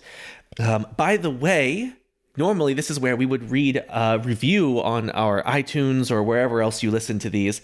Unfortunately, we don't have any today. So just a heads up, if you leave us a review, whatever you say, anything at all that you say, we will read it on air. So feel free. All right. Bye, guys. Bye. Bye. Today's mid-episode shout-out is, quote, "If he hears this, I want to say thanks to my high school theater teacher, Raj. I don't think you ever knew I became a teacher because of you. Your guidance and passion for education shaped my life. I hope you know you are truly appreciated." End quote. You can arrange for us to read your shout-out at firebreathingkittenspodcast.com. Did you know we have a paperback, ebook, hardcover, and audiobook adaptations of our adventures on Amazon and Audible? Is there an episode of Fire Breathing Kittens that would make someone you know smile? Tell them about it. It would help us. Thank you. All right, Edgar, give us a quick recap here. Yes, wonderful. So as the adventure opened, we had the three of us, that being Edgar, Divan, and Alastair, sitting at the bar and the guild kind of just meeting each other. Edgar was drinking, Alastair was reading, and Divan was having a little poke around his mechanical bombs. And we decided pretty quickly we were bored and we wanted to head out and have an adventure. Divan specifically wanted to blow something up, and Edgar liked that quite a bit. Alastair tried to insist that we do so peacefully and was outvoted. And we went over to the adventure board, saw what we could possibly do, and found only one adventure on the quest board, and that was one from a Miss Edith. And Edith desired some help in Forvath Limara with some issues of the Pale Throne, for apparently Grandma Cricket, who Edgar, had previously helped by rescuing her grandson from a pack of goblins, had been framed for a murder most likely committed by Vokran of the Pale Throne. So we headed off to the port. Alastair had a friend, I believe his name was Jeremy, who owns a ship, although he was away on holiday of some kind, and so instead we had a bit of a chat with this other friend, this fellow, I don't remember his name, and he was quite flirtatious with Alastair, who I don't believe was aware of this, but was reciprocal by intention or not, and we had a little sail over to the marshes, and then had a long slog through the mud, eventually through the soup and the stew, until we saw Forvath Limara, where unusually there was a giant floating castle, quite clean and pristine. And we launched ourselves on a rock, which Alastair enchanted with a rune to be weightless, and Divan exploded off like a rocket, and then we grabbed onto a rope ladder, went on up, headed into the castle, and found ourselves a Miss Edith, who was apparently friends with Grandma Cricket, worked for, I believe it was Freya of the Sexy Battle Wizards, and who explained our situation and then handed over some magical goods which would help us achieve our magical sexy powers. Edgar getting a green snake necklace. Divan, I believe, had a pale opal sort of necklace thing that he put. It was a pearl which was put into his neck cog. It was something like that, I believe. And then I believe Alastair had a sort of pale, kind of plain thing. I apologize, but I don't remember exactly what it was. It was a ring with runes. Thank you, that makes sense. A ring with runes. And Edgar took his back off, but the others left it on. We headed off, investigated the town, found Grandma Cricket over in the public prison, as Forvath Limara is like to do. She informed us of the library and what she was framed of. There was a librarian who was killed, and she had at one point offered a favour for Vokran in return for his assistance getting her grandson back, which, despite not ever delivering on his side of the deal, Vokran, as he is often to do, had the intention of claiming this favour back and framed Grandma Cricket in a assumedly connected situation. And with this, we headed to the library. We investigated the crime scene and found that there was one arch-thorn robber over in the address book of guests in the library, and being amazed that he would leave his public details right there, we searched out and found his manor, where we blew up his gate and stunned his guards with the help of Devon's many bombs. And then we went inside, found a fancy door, which we again attempted to blow up, but Divan instead gained some stress and determination, flying off a balcony. And then we headed on in to find it was unlocked, and there that arrogant man was, sitting there as a little bone fairy, telling us he would give us his favour to go take Vokran off the throne, because he wanted that power vacuum for himself. Because he wants power to be more moralistic, I suppose, although I don't believe that he would be much better than Vokran. And with that, we were about to head into the world to see if we could dethrone Vokran of the Pale Throne. All right, very good. All right. And then now you were coming back to the library, and take it away. So where do you think this vault might be hidden? It looks like a normal a normal library to me. We could actually blow the library up and figure out where the vault is or where the book is.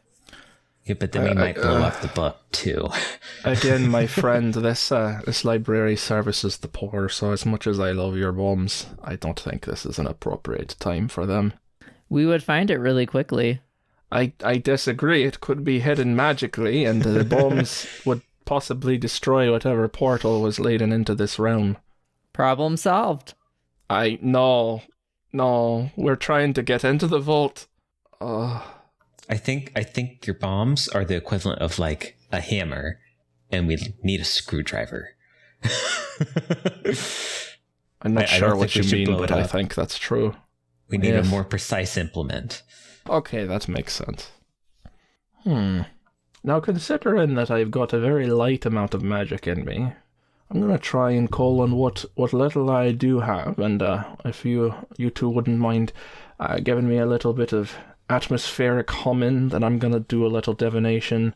And Edgar sits on the floor and just kind of gets in like a not quite a fetal position, but he's crouched crouched in a ball, kind of like a very scared child, except he's just almost nodding off, and he guides his thoughts to the humming to try and wonder about the footsteps of any who might have previously been searching for the vault to see if he can find some kind of guidance in the magical currents. Now I'm gonna roll for that. I've only got Wizard 1, so that's not gonna be a whole lot. Uh-oh. But let's see what happens. That is a nat 1. Oh, nat 1. All right, and I'm sorry, one more time. What were you attempting to do? He's trying to use his divination magic to trace the footsteps and kind of recall the echoes of memories of people who have been in the vault before. But as we can see, he didn't really do that. So what happens is you first off, you gain 1 stress and 1 determination, right? Mark those down. Mm-hmm. You attempt to use your divination magic, and you are overwhelmed by all of the many, many trails of footprints glowing, searing into your eyes. You reel back in pain from the brightness of all of the footsteps from hundreds of years of the poor coming here to try to learn and better themselves. Oh my god, this library is popular. Oh, that was a bad idea. He's gonna slowly stand up and look around. Do either of you have any kind of clue what we should do instead?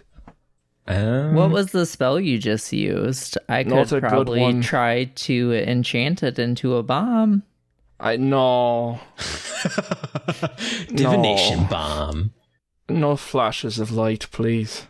I could also enchant a person. I think this is a job for Alastair. He seems to be the most wizard of us. I can certainly try. I've not transmuted a person before. So I could try and give some sort of otherworldly sight to one of us, but just know I've not done it before. Which one of you consents, if any? I would like to not volunteer. To not volunteer? I would like, yes, it's like volunteering, but the opposite. What's that called? Not participating? Yes, not me. Don't do me. Understood. And Divan. I think Edgar would be the perfect candidate, and here's why. Wait a second. What now? So, he already failed at a spell, and he does have this unworldly magic I've never heard of before called divination, correct? So, I suppose. he already reaped the consequences, so what worse can happen to him? Let's just do it on him and see what happens. Laddie, if you punch a man in the face, and then he gets a bruise on his eye, and then you punch him again, it can get worse. That's how an injury works. But you're already damaged, so okay. That's not how an injury works. If it must be me, then I will present my arm to you, but I please That not seems like try a title idea. Just throwing it out there. That's not how an injury works. That think about title ideas as we go. Yeah. I could also try to do it on myself, but I think that might be a bit more difficult. It's fine. Is this a permanent thing or is this temporary? It'll be temporary, although it might hurt a little bit. Good. So, all right. Think of it like a tattoo. It's going to be fine. Okay, thank you. Edgar puts his snake necklace back on and grows back up to like sexy Edgar, and he just says, I need it to be more attractive for this occasion. Bring it on. Understood. I can assist. And I'm going to try and inscribe a rune of true sight or true seeing on Edgar. Ugh, almost done. Well, we haven't seen the roll yet. I didn't make a noise. So I imagine this is a wizard roll. Yes. Fabulous. With triplicate wizards for our triple wizard man. 5, 5, and 4. Okay. You meet but are equal to. So you succeed, but I believe it's you gain a stress. Let me just double check. If it's equal, you succeed but mark 1 stress. Okay, perfect. So you do succeed. I can do that. And I have to tell you what was stressful. So, yes, you successfully cast True Sight. However, you feel like it was extremely draining for you. And you suddenly feel like you have been walking for days. You are drained and exhausted. I probably have some emotional trauma from causing another person pain. That works too. That could definitely cause you to feel like you'd been walking around a lot. That can wear you down. Yeah. Oh my god, are you okay? Did that work? It seems to me like this tattoo is just good enough, but if it had been any worse, something terrible would have happened, and if it had been any better, it might have been, like, better. So, you've got some practice to do, but thank you. I'll call that a success. All right, Sure. You now have True Sight. All right, looking around. I think let's skip the humming this time, but, he gets back in that position on the ground, and he's nodding and kind of, like, rocking this time. Seeing if he can focus down to like only maybe 1 or 2 footsteps instead of all of them at once. All right, and what exactly are you looking for? I'm trying to get the impressions of a memory of somebody who has been in the vault to see if they can guide me through their memory to the place or the book or whatever the mechanism that gets us to this vault is. Gotcha. You do see there. You see all the footsteps like before, but it's more manageable now. And you do see a faint, very, very old, faded set of footsteps that don't meander the way most do. In the library, you go in circles. You're looking around. These steps head straight for the section marked self-help. Can I follow them through the self-help section? Yes. Let's see where he goes.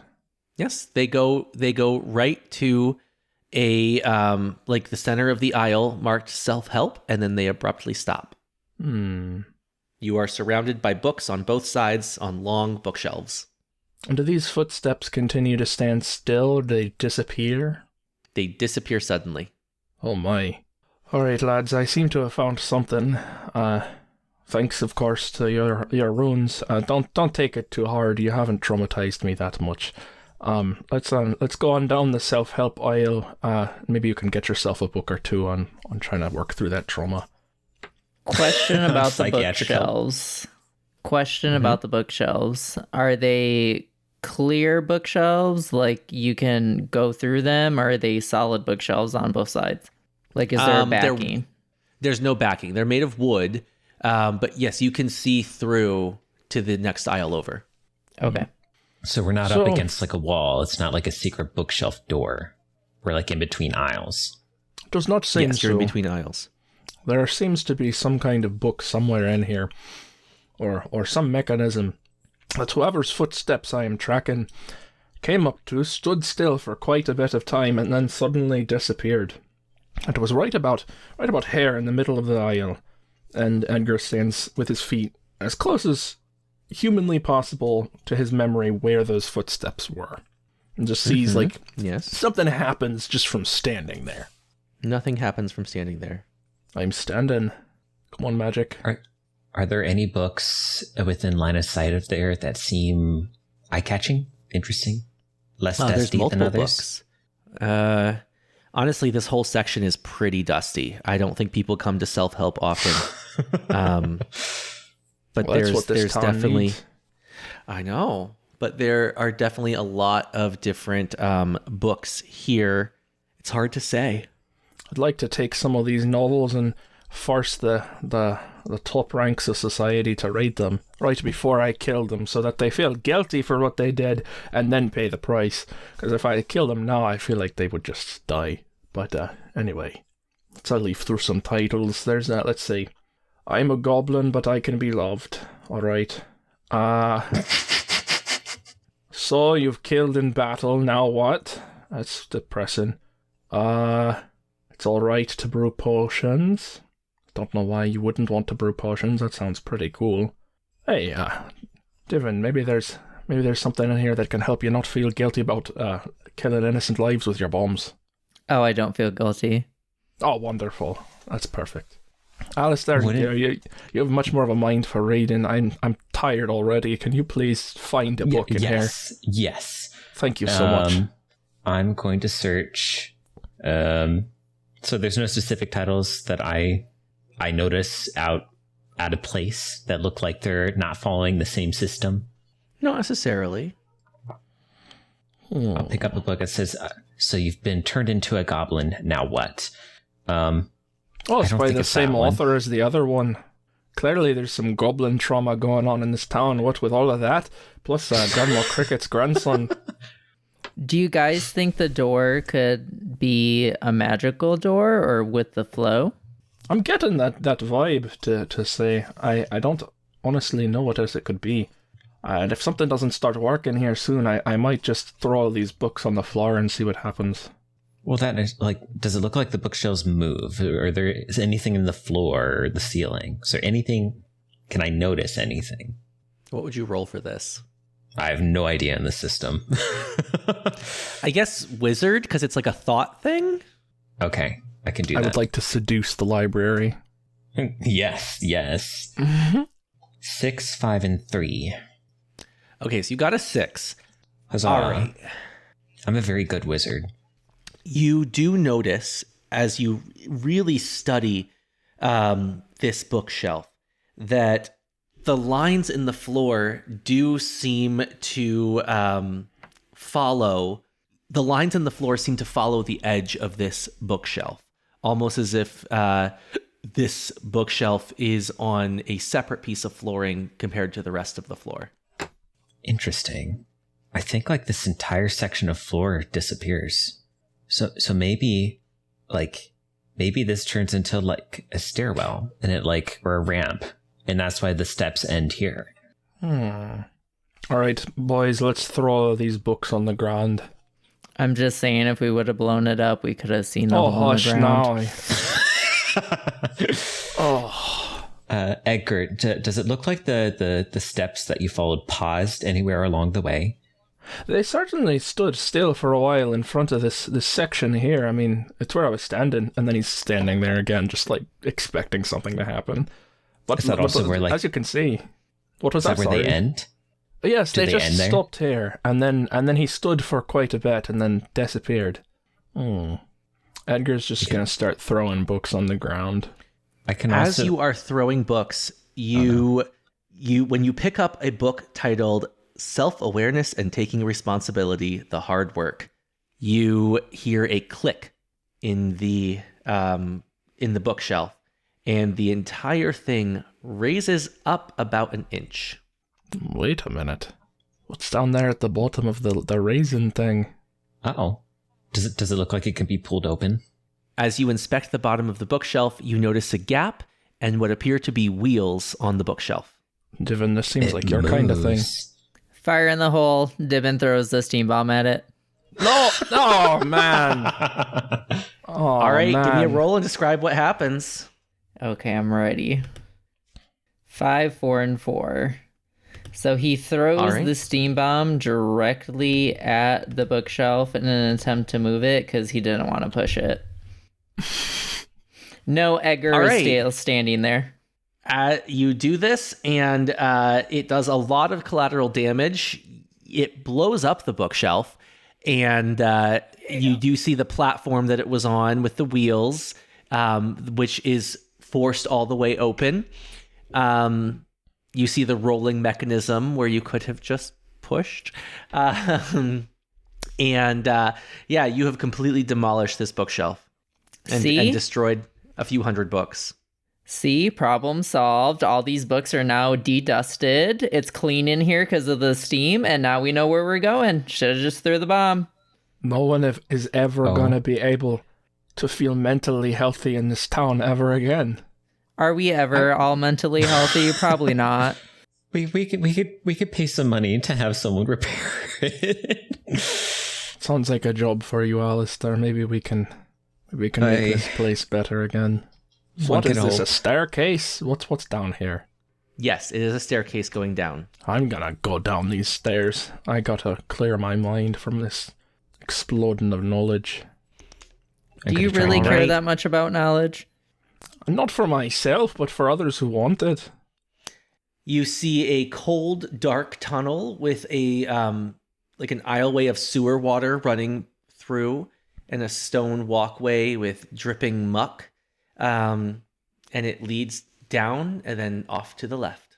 Well, this is just lovely. There's a sewer down here. How much light is there in this? None. I could try and do something about that. Please If do. nobody has a spell, I'm going to make a light bomb. No. I can take care of it. I'm gonna just take a little bottle off my pocket, like my tool belt, and I'm going to inscribe a light or illumination rune on it. It kind of looks a bit like a light bulb. Okay. Should I roll for that? Sure. Okay. Wizard 454. Perfect. It succeeds. Yay! I think this should do it, friends.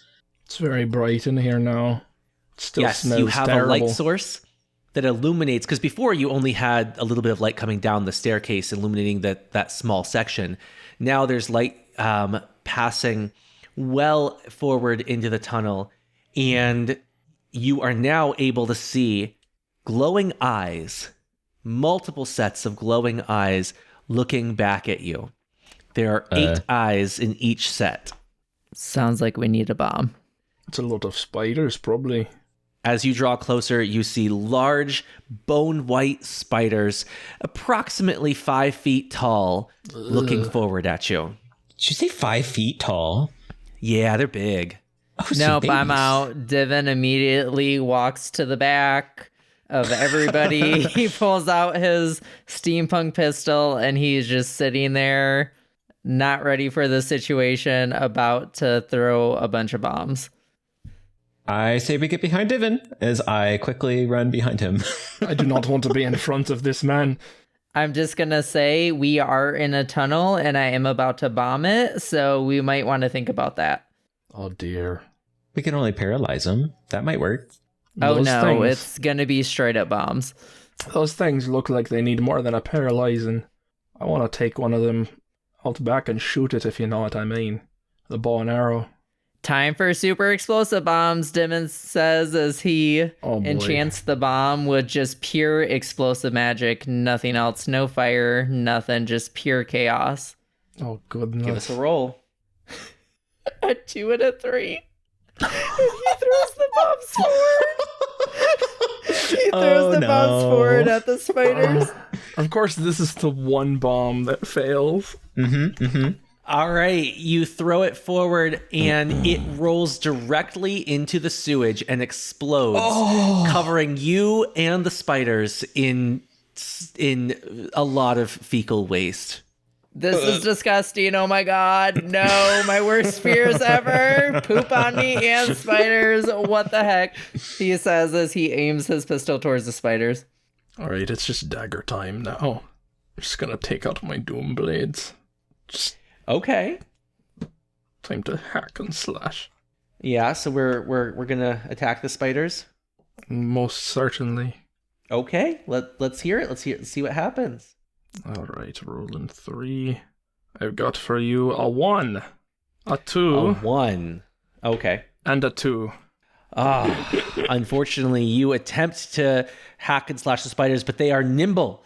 They jump away. They dip and dodge, and you're just biting air, and you actually you're trying so hard to catch one of them that you actually stab the sword through your own foot.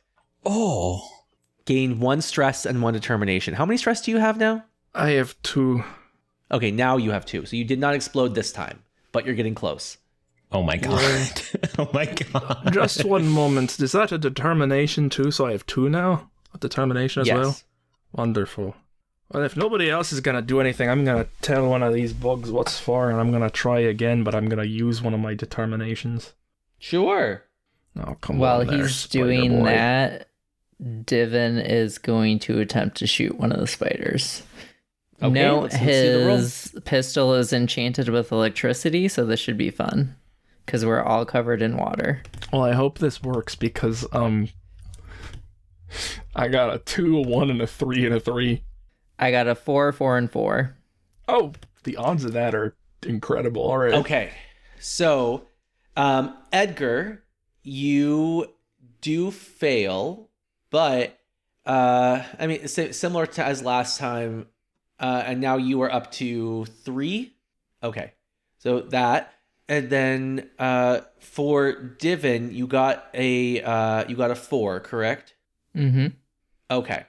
So we're going to say that meets but does not exceed. So you do gain a stress as your gun kicks back and hurts your wrist. Now it's sore. But you do successfully shoot one of the spiders. Blood sprays and it cries out in pain. Take that. That was worth my wrist being hurt for. Uh-huh. Are the spiders trying to attack us, or are they just standing there? They are not trying to attack you. I don't care. They're all blowing up. They Wait. creep me They seem out. nice, though. They seem There is nice. no such thing as a nice spider. Being blown up. We could try talking. Maybe. I don't know. I'm not talking to these things. Do you spiders talk? Not normally, but magic can help. No. They're not saying anything now. No, they just move their little mandibles at you. It makes little clicking sounds. That's you not make as that cute as you think face? it is. I was gonna say, it kind of sounds cute, though. Divan Yes. is getting ready to throw another bomb. Wait, just Oh boy. just give me a moment. I'm gonna try something, and I'm going to slowly walk towards the spiders. This is gonna go very poorly. Do they react as I approach? They seem cautious. They're kind of like rearing back, like, oh no. But they're not attacking. No. In that moment, a bomb whizzes by his head with explosive magic. Let me roll. Eek! Oh, a 6 and a 4. I'm a die. My goal is to take out all of the spiders with this bomb. Well, I'm trying to throw it in the middle. And it's still that concussion force thing? No, pure explosive damage, yeah. Explosive. So, yes, you successfully do it. The bomb lands right in the center of them, and they are demolished. You see bits of spiders flying past. There's little faces as the light goes out in their many eyes. Going, "Oh." The legs stop twitching, and Alastair is blown backwards by the force and gains 1 stress from being hit by this. And he is now covered in bits of spider. Well, that solved that problem. Moving on, he says as he walks forward. Everything except his feet because he has the rain boots. Yay! I'm horrified. Those poor spiders. They were There's no such friendly. thing as a poor spider. There is not a friendly spider. They deserve to die. I'm moving on. You seem very certain of that. I am more than certain. I'm just gonna walk past them, I suppose. Yeah? Little tear What else can falling you from do? my eye. No? What else can you do? You walk past and the tunnel continues, and up ahead you see a doorway. It is being guarded by a very ancient looking man with a very long white beard, and wizard robes. This looks He has not promising. noticed you. He has not noticed you yet. He stands guard, facing the opposite direction, down the other end of a hallway, in front of the door. Now, I wonder why there's a wizened old man just sitting in a sewer. I think we should blow him up. No, let's talk to him. All right. We should try talking first. All That's right, my we're vote. talking to him. Hey, old man. Yes? Who comes to ask their questions? The name's Edgar. What are you doing here? It's disgusting. Aye, that it is. I guard the truth. The truth. Oh, that's case. You Yes. can call us some truth seekers because we want to get in there. Well, what do you know of the truth? I know that I need to know it. For what? Why do you care so much? I guard the door. Only those who deserve the truth may enter. I'm pretty sure everyone deserves a little bit of truth. I mean, if we're just going around lying to everybody, you really think that's going to be a good founding for a society? I think that it is not for me to decide. Except you're the doorman. Come on, doorman. Step aside from the door. I think the store can be blown up. I'm doing my Divan thing. whispers. I'm doing my thing. He stares at you expectantly. I'll tell you what the truth most certainly isn't. The truth is not blowing things up in this case. I'm learning that more as we go on. I used to be a real fan of bombs, I'll tell you that. But they cause a lot of problems. Problems that we are then responsible for. And just like that responsibility, I would say that you are responsible for letting people in to find the truth. And for that reason, I ask that you step aside and let me through the door. Or otherwise, I'm just gonna go on through without your permission, and you can just kinda deal with that, sir. I don't recommend it. I don't Perhaps- recommend you take up that tone with me. Perhaps we should see if you already possess the truth. Sure, what's that gonna entail? I am born in fear and raised in truth, and I come to my own indeed. When come a time that I'm called forth, I come to serve the cause of need. What am I? Oh, he wants us to think about it. Alastair. I'm working. Can you repeat it? He looks at you very patiently and says, I am born in fear, raised in truth, and I come to my own indeed. When comes a time that I'm called forth, I come to serve the cause of need. Oh, see, this is one of the tricks, I think. Is there a space between N or D, indeed, or is it the word indeed, man? It is two words. Oh, indeed. Interesting. Yes. All right. Your deeds.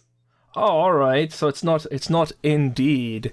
It's indeed. All right. Indeed. Indeed. Oh my goodness. Indeed. This man is aggravating. Confidence? Question mark. That is not the truth. Oh wait, on that note, is it bravery? Courage, maybe? He stands aside and gestures towards the door. Oh my goodness. I'm gonna have to quote you on that. That's you, Divan. That was not me. All right, I'm Did you going in. actually get that, or did you Google it? No, I got it. I got it. Devin over here was saying it, and I was like, oh, wait a minute, that makes sense, because true courage is when you're afraid and you do it anyway. Anyway, I'm going to go on through the door. Yes, the official answer to this classic riddle is courage. It is courage. Yes. Yeah, oh my god, I fabulous. just guessed. Woo, let's go. Very nice. Again, gotta quote Divan on that. That was not my doing. All right, you proceed. The three of you proceed to the door, and as you do, he does say, "A word of caution I offer you: be not greedy, or you shall regret it." Okay, No calm down, problem Yoda. No, yeah, I think you should listen to the frustrating man for once. Inside this room, you see a source of light in front of you. there seems to be a well full of glowing blue water. Swirling around inside the well is all manner of books, tomes, scrolls, notes, different forms of writing. They come and go. Show me the history of the Pale Throne well. Nothing happens when you talk at it. I gotta do it myself, all right. And then he reaches in. As you reach in, you see a large book with lots of little notes stuck into it that appears and swirls towards your hand.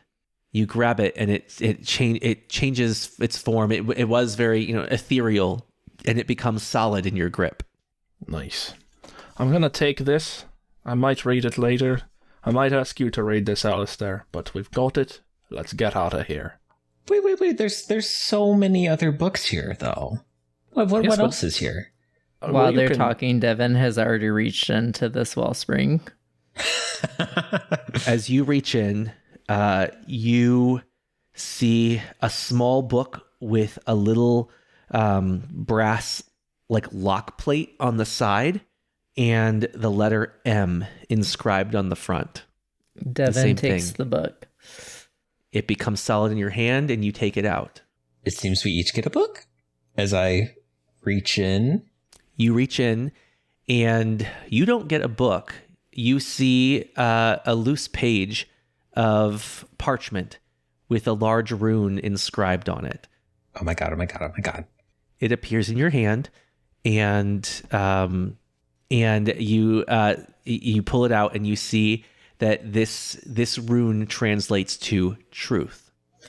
Ooh. Okay. This is exciting and unexpected.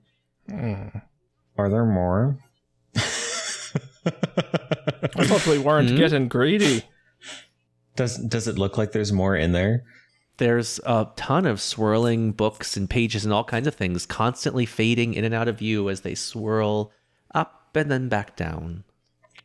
I'm really tempted, guys, but do it. I don't know if I should. The choice is yours, but I'm not going to stop you, but I do wish you'd reconsider. Okay. I'm going to step away and not do the greedy thing. that feels like the wise decision. See, Alastair, we knew you were smart. Not necessarily wise. Not necessarily, but we all have our moments. That's all right. All right. So you have found the Pale Throne's activity log. You have found the rune that enables you to answer any question with the truth or force the truth from any person that you inscribe it on. And you have found your sister Melby's diary, Divan. What do you do now with this information? Are you asking me for the diary? No, all three of you. Oh, he just glances over the diary. Because this is the end of what I have written. The rest of this adventure is up to you guys.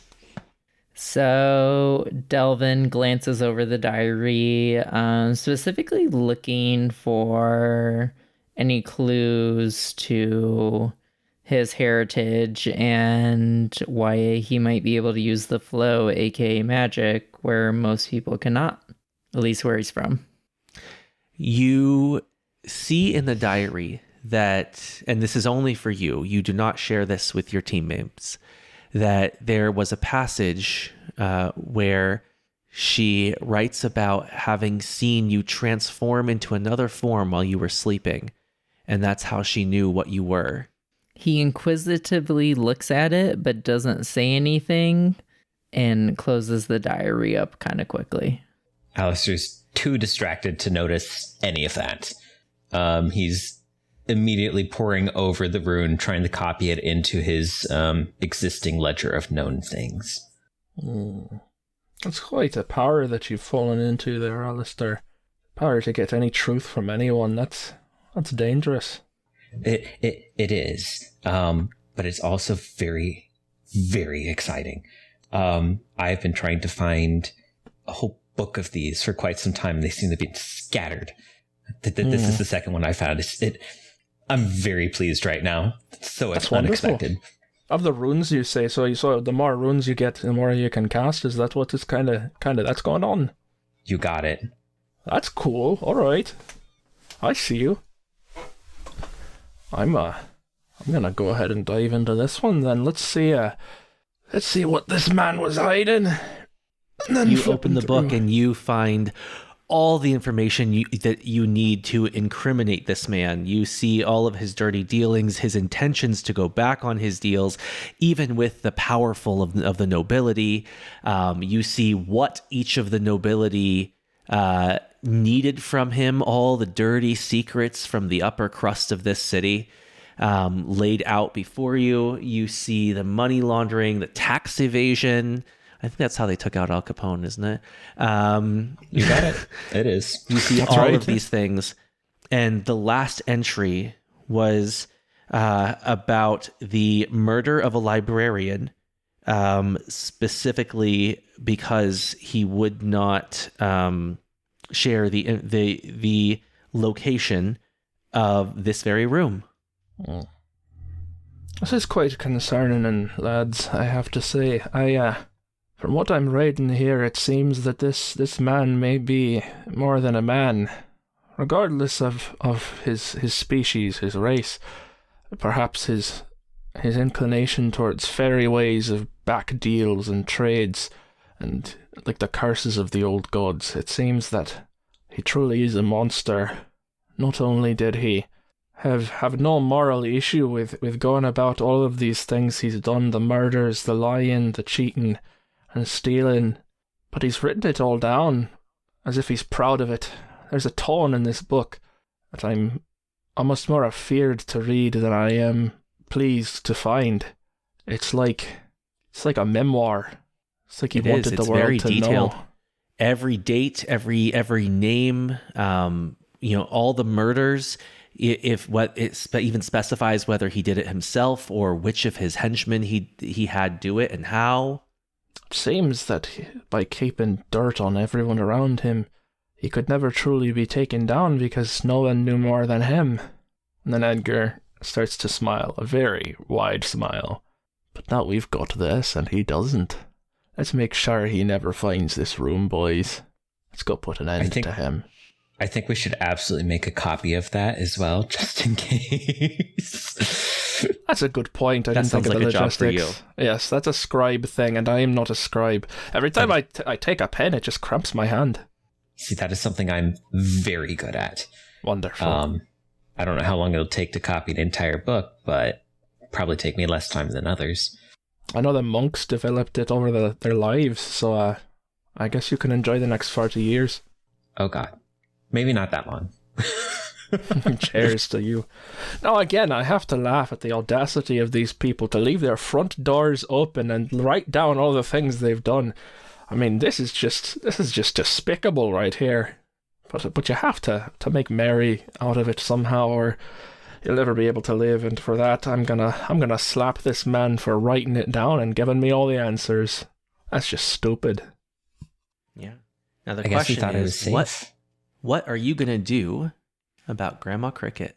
We need to find like an authority figure. No, that's the last thing we need. Well, outside of Okrin's grasp, that could actually release her. Otherwise, we're just going to be naysayers. Which You're right. Sounds, it could be Arst, maybe. You're right. The problem is, all of Forvath Lamora is a world of fear, right? And if we try to take one domino down, they're all going to fall down with it. And so, we've got to go out there and find someone who is not connected with this town at all.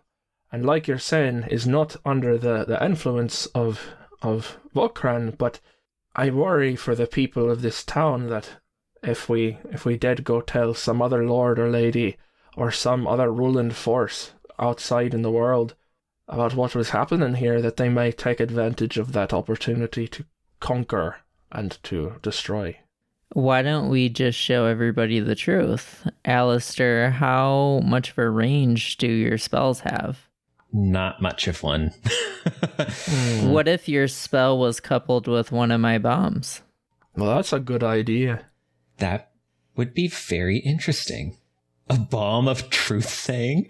Yes, no, imagine. Wait a minute. That's good. Wait, imagine if we had some my kind of a God. public ceremony, some kind of an event, something arrogant, that'll bring him out. We can have Vulcan come up. Maybe we're crowning him. Maybe we're making him even more of a king, like a god king or something. We bring him out into the town square and everybody has to be there under threat of execution or some ridiculous fear thing that he likes to do. And then we just throw a truth bomb up into the air and then everybody just has to I don't know, talk it out and cry. It'd be interesting. I mean, It either would that give or everybody the truth. I mean, I make healing bombs all the time and they don't damage anybody, so... That's true. That's wonderful. Bombs It are would quite be- strange. either that or he tried to kill everyone there so they don't know. I don't know if he's that powerful, So- but he certainly would try. My fear is Ooh. that the guards might do it for him, but if they know what the truth is, that might take the dirt off of them and remove his influence over them. I think we it's should worth a blow him shot. up. A big old truth bomb. The biggest group therapy session that's ever been seen. How big of a bomb can you make, Divan? Big enough for a small crowd of people. Okay. All right. So, do we go to like who do we go to try and lure Vokrin here? Right? Do we go to Arst and tell him, "Hey, no, we found out a way to make sure your political opponent spills his guts"? That's Or true. do we He did go really to, want this book. Like, do we try Edith and see if she has influence? I don't know if she does. I think our best bet is the Bone Fairy and not allowing him to have the book until he gathers a group of people together. I like that. I don't want to hand it to him because I don't know if I trust him to not go back on his word. He seems to be real serious about that, but I don't know. Something about his bony face, I just don't want to believe him. Do you have to? GM, do I know that Arst is a Fae? Yes, he's very recognizably a bone fairy. So I would know that Fae are generally bound to their word. Literally. Yes. Okay. But also, if we craft it up poorly, then then we're screwed. Okay, cool. I mean, I think the whole honor thing for Arst is more so a physiological limitation of his Faeness than it is more so of him just being an honorable, noble Coco. That man is a fae? I thought he was just weird. Oh, no, he's definitely not normal. Oh, No, think like steal your baby for magic type Fae. Oh, that's why Fairy he's circles. That's why he's so gross. All right. Well, in that case, I guess we go show him the book. What do you think, Divan? I think it sounds like a plan. All right. Are We you could ready, also Alastair? truth bomb him, but I don't think that would go down well. It also sounds like he's already got a permanent truth bomb on him. In a way. Like there's ways to lie without lying. True. Omissions of the truth. All right. Well, without any further ado, I'm going to start walking there if y'all want to join me. Divan follows. Absolutely. Yes, the door is still wide open. You've only been gone a very short time. All of his guards are still paralyzed on the front step. You'd think he'd wake these fellas up. Well, they're kind of paralyzed, so... Yeah, but isn't he some sort of god or whatever? That's strange. You must have His some... major talent is ripping bones out of people. Oh, that's pretty intense. Plus, your you hear paralyzing that? stuff must be pretty strong. That knowledge seemed to come from the sky. I didn't. I don't know what you're talking about. I told you guys earlier. I'm sorry, what? I was giving you very big hints. He's a bone fairy. He's a very powerful fae that rips the bones out of people with his sharp teeth and pointy claws. My god, this is the weirdest thing that's happened all day. And you were antagonizing him. Well, he's ugly and mean. You very nearly lost some bones. Nah, I'd lose a few bones to put that man back in a proper place of humility. Alright, let's go give him this book or whatever. What could go wrong? Oh, a lot of things. Let's find out. Throne robber, here's your damned book. He looks at it and says, "You found it? You found the portal? Where? You must show me." He rushes past the book.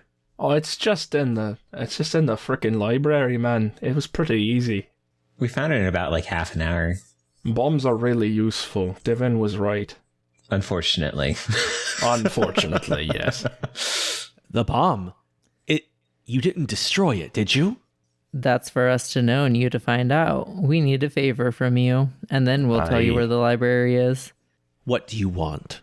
We want you to gather everybody up in the town square at 5 o'clock tonight. That's all? That's it. Oh, and Can make you sure get Volk on Volkran's there? there. I will have my people on it. Now, the library. Where is it? That's in the library. The library's in the library. It's kind of funny, actually. You can ask the wizard. He knows. Yeah, there's like an old man who asks like weird questions, and if you give him the right answer, he lets you in. It's pretty easy. I can't believe you missed it, to be honest. He looks at you very confused. Says, now stop speaking in riddles. I have agreed to your terms. Will you or will you not show me to the well?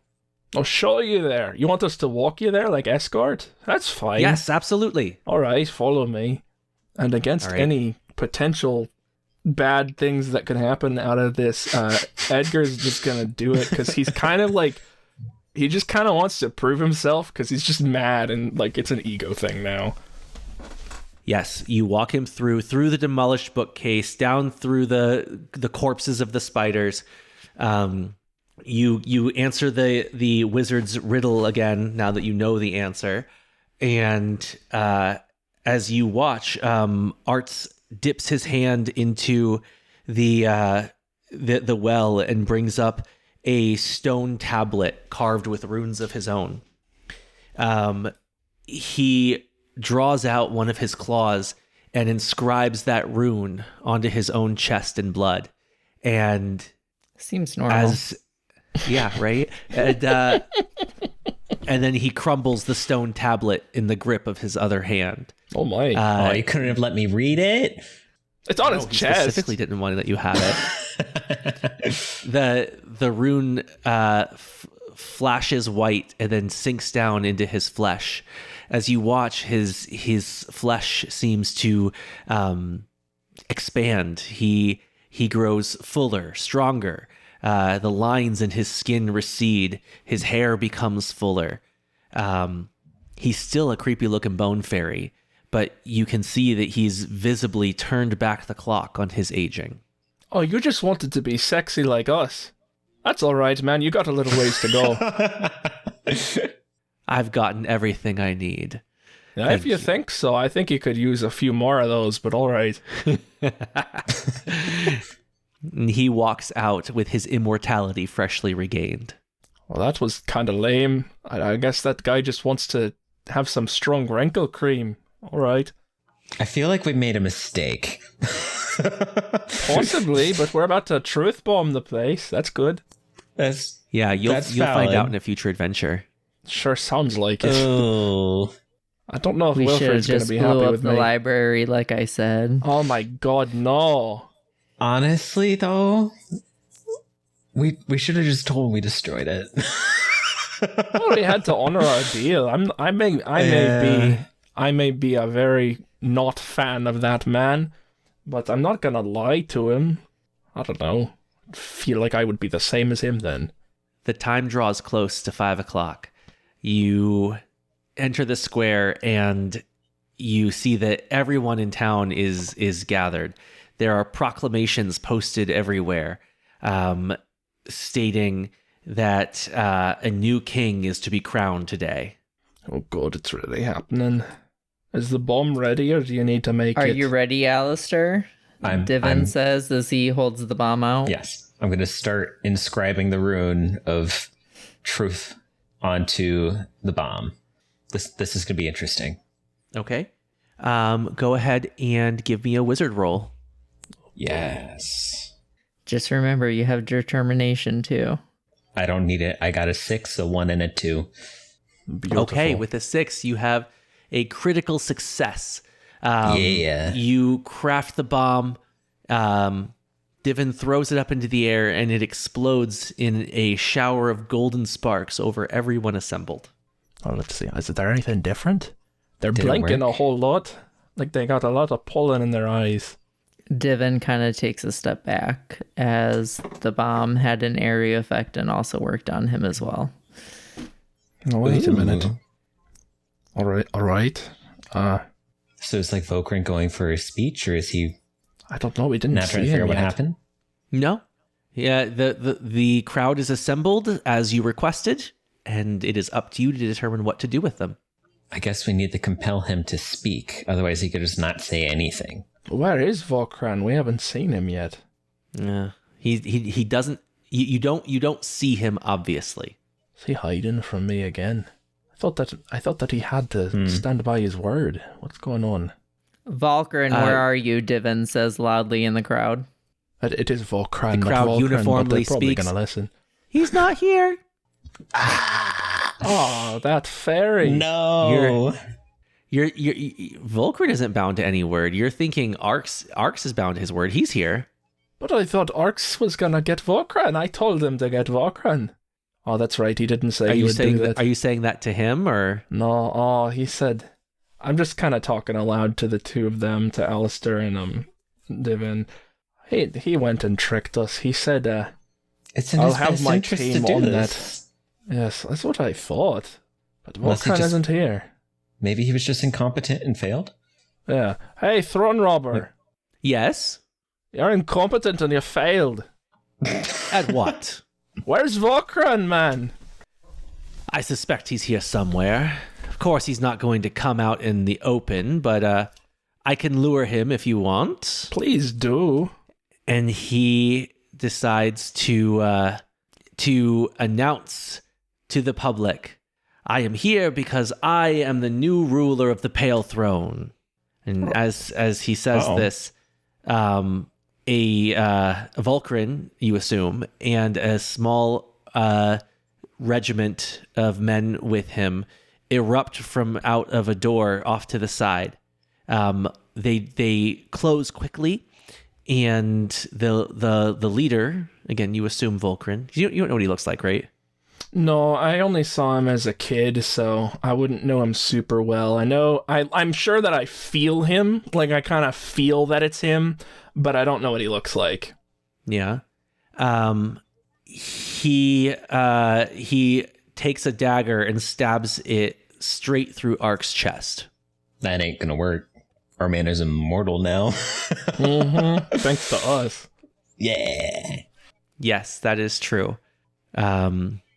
You see him pull the dagger back out, and Ark drops it on the ground and then grabs Volkrin around the throat and lifts him into the air. Hey, real quick, throne robber. Yes, this is what you wanted, isn't it? Can I do it myself, please? Oh! He holds the man out by the throat towards you. Oh, Volkran. I've been waiting for this for a long time, my man. Do you have anything to say for yourself? I don't even know who you are. A coward. You will. There's what you got to know now, then. You killed my parents over a petty debt because you are a little lying bastard, you are. And now this is going to be for both of them. And then Edgar spits on his face. He takes out his two swords and he sticks... Wait, let's humiliate him first. No, that's Right. plenty spitting on his face. And then Let's he's have going him to take admit his the crimes. two daggers and he's just going to put one in his right rib cage and one in his left rib cage. And on the first one and second, he says, "That's for my mom and that's for my dad." You watch as he starts to gurgle and blood comes up with every breath as his lungs fill. Hope you enjoy your stay in hell, you piece of shit. He collapses back onto the pavement as you remove the daggers, and stops breathing. Well, I feel better now. You do hear a call from across the square. "Don't forget about me, dearie. I'm still here." Oh, heavens, someone let that mother out of there. Grandma Cricket, please. She's innocent. Oh, everybody! It was that guy that I just killed. They look at you very questioningly, but given that you just killed Volkrin, no one questions you. Also, I suppose this man here, this real ugly man who just survived a stabbing, he's your king now. Hey, throne robber, you better do a good job of it or you're getting the same, alright? We shall see. That we shall. And then I'm gonna run over and I'm gonna let Grandma Cricket out. She doesn't deserve this. Free her. Yes, the police still look at her very hesitantly, but they do as you say for now. Oh, and final thing, while you're all here, and then he's gonna throw the book just like on the stage kind of center, whatever area that Throne Robber is.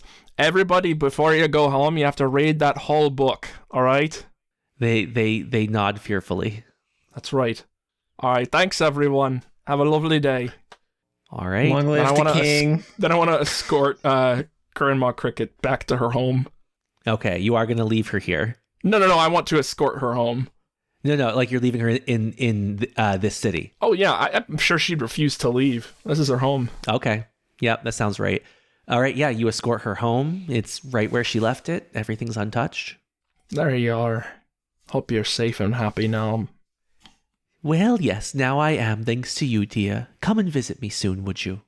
Cheers to that, I will. All right, be a good boy.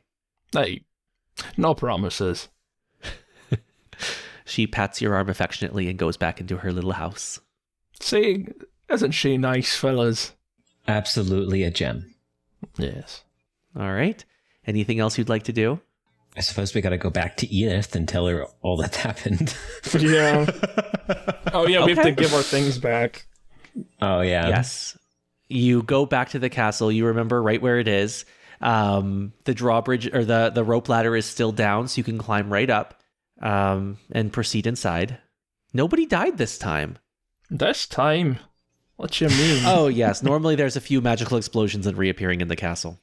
Oh. We got close with you. Well, can you take it off? All this stress, that is? I feel pretty Yeah, stressed. it goes away when you take off. Yeah, when you take off the jewelry, like you leave the battle system. Oh, well, I There's don't no want stress. this thing anymore then. And he's just going to throw it right in the thing. I was thinking about scaling it before, to be quite honest with you, but if that's what it does, I don't want to explode. And the other two of you? He just hands it to her.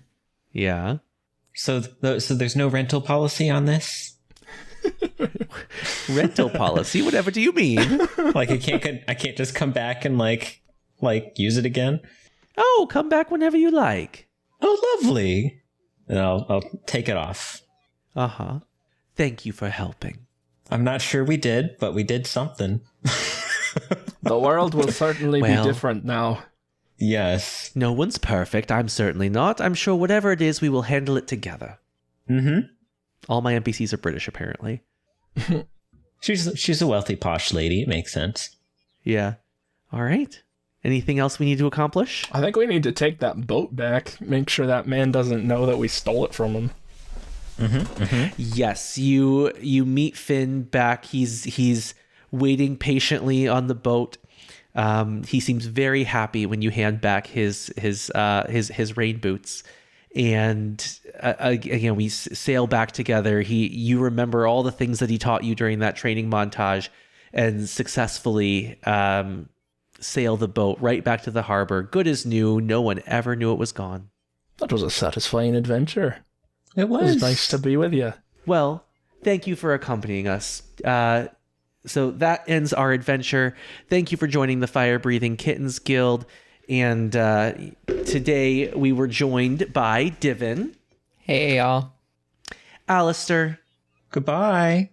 and Edgar. Take care of yourselves. See you next time.